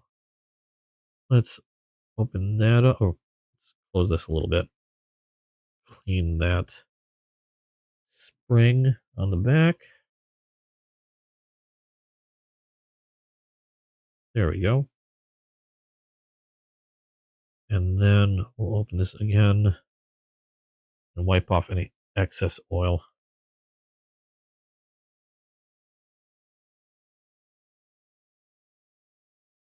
There we go. So this one is nicely oiled and done. I just got to wipe off any excess that starts to run through the spring, and maybe give that a polish later. Whoop. Yeah. Get all this stuff out of the way. I think, wow. It's funny because I always think that I didn't have that many new knives to show. So I always think that this stream is going to run relatively quick. And then every time I end up looking at the clock, I've run about the same time. So I think that's going to be it for today.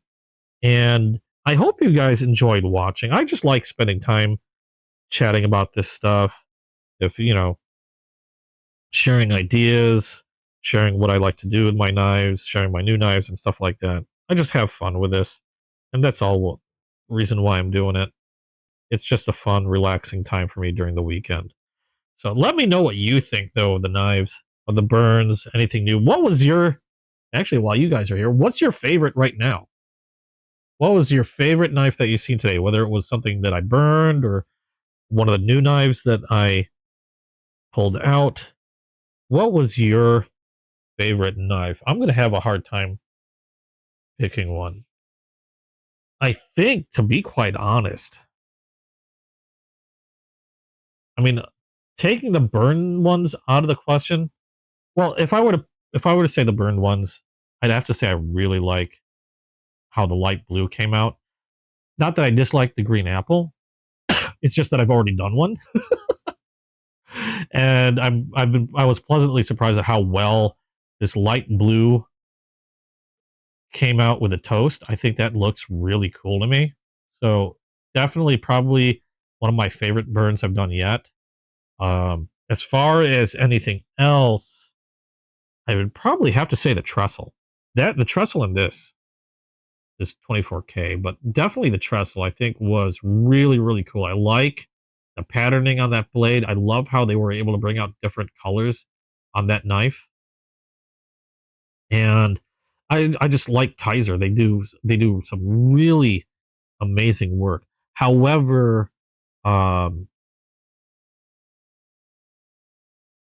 what was I going to say? I had a thought, and just it was a fleeting thought, and it just like sort of like flew the coop on my brain. No, I can't remember what it was. I'll have to say the trestle. The second one, which is the second one, Terry? Very calming. I'm a lot less energetic on my knife channel than I am on the video game channel, whereas I'm usually screaming my head off or flipping out over one thing or another. Which one is the second one? Are you talking about this one here? Is that your favorite one out of the group? The green? This one? I really do like how this came out. Like, I like how they all came out. They all just have an interesting look to them. I really want to see how the red comes out. I just wish it came in. We're gonna have to wait till next week. I'll try to hold that off till next week and then do that for the live. I kind of want to do it as soon as it gets here, but I'll try to hold off. Well, I'll try to save it for the live, so that way I have something for the live. I do still plan on doing another live next week.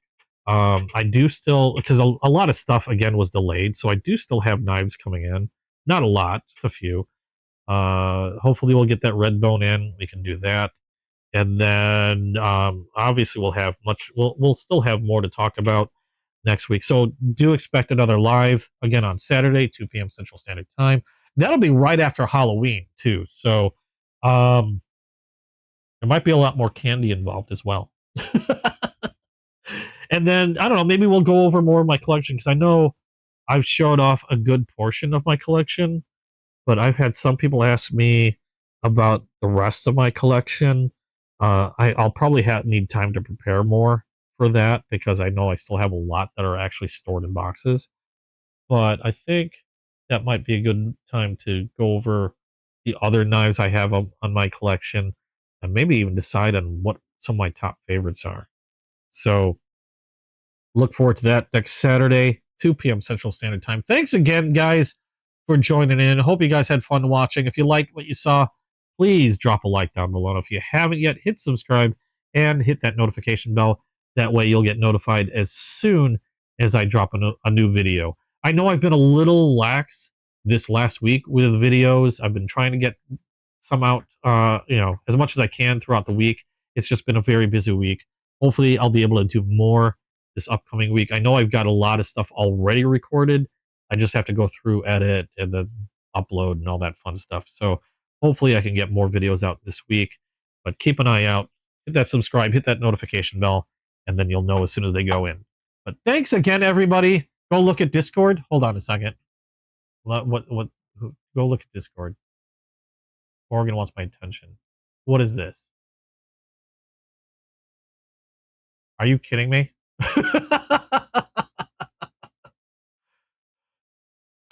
Or you're talking about? Are you talking about the mask or?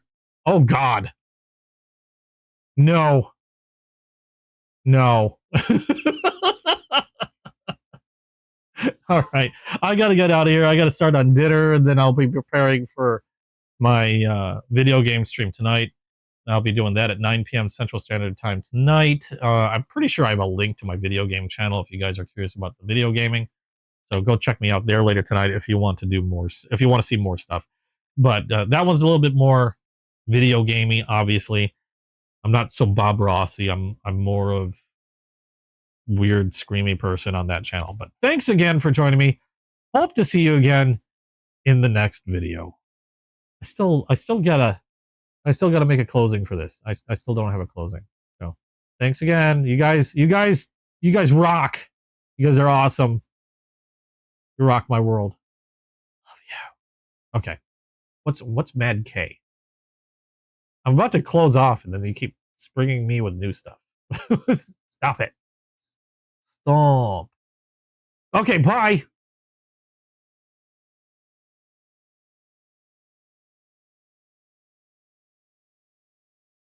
Wait a second. You caught me again. What happened? Did I just really restart this thing? Is this still going? This is still going. Am I raiding somebody?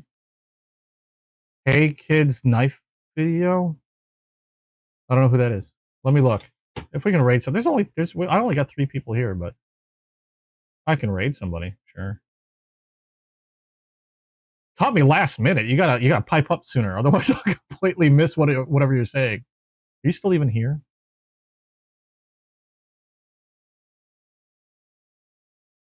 Hold on. Let me see if there is somebody I can raid. Oh, like my starfish ending. Oh.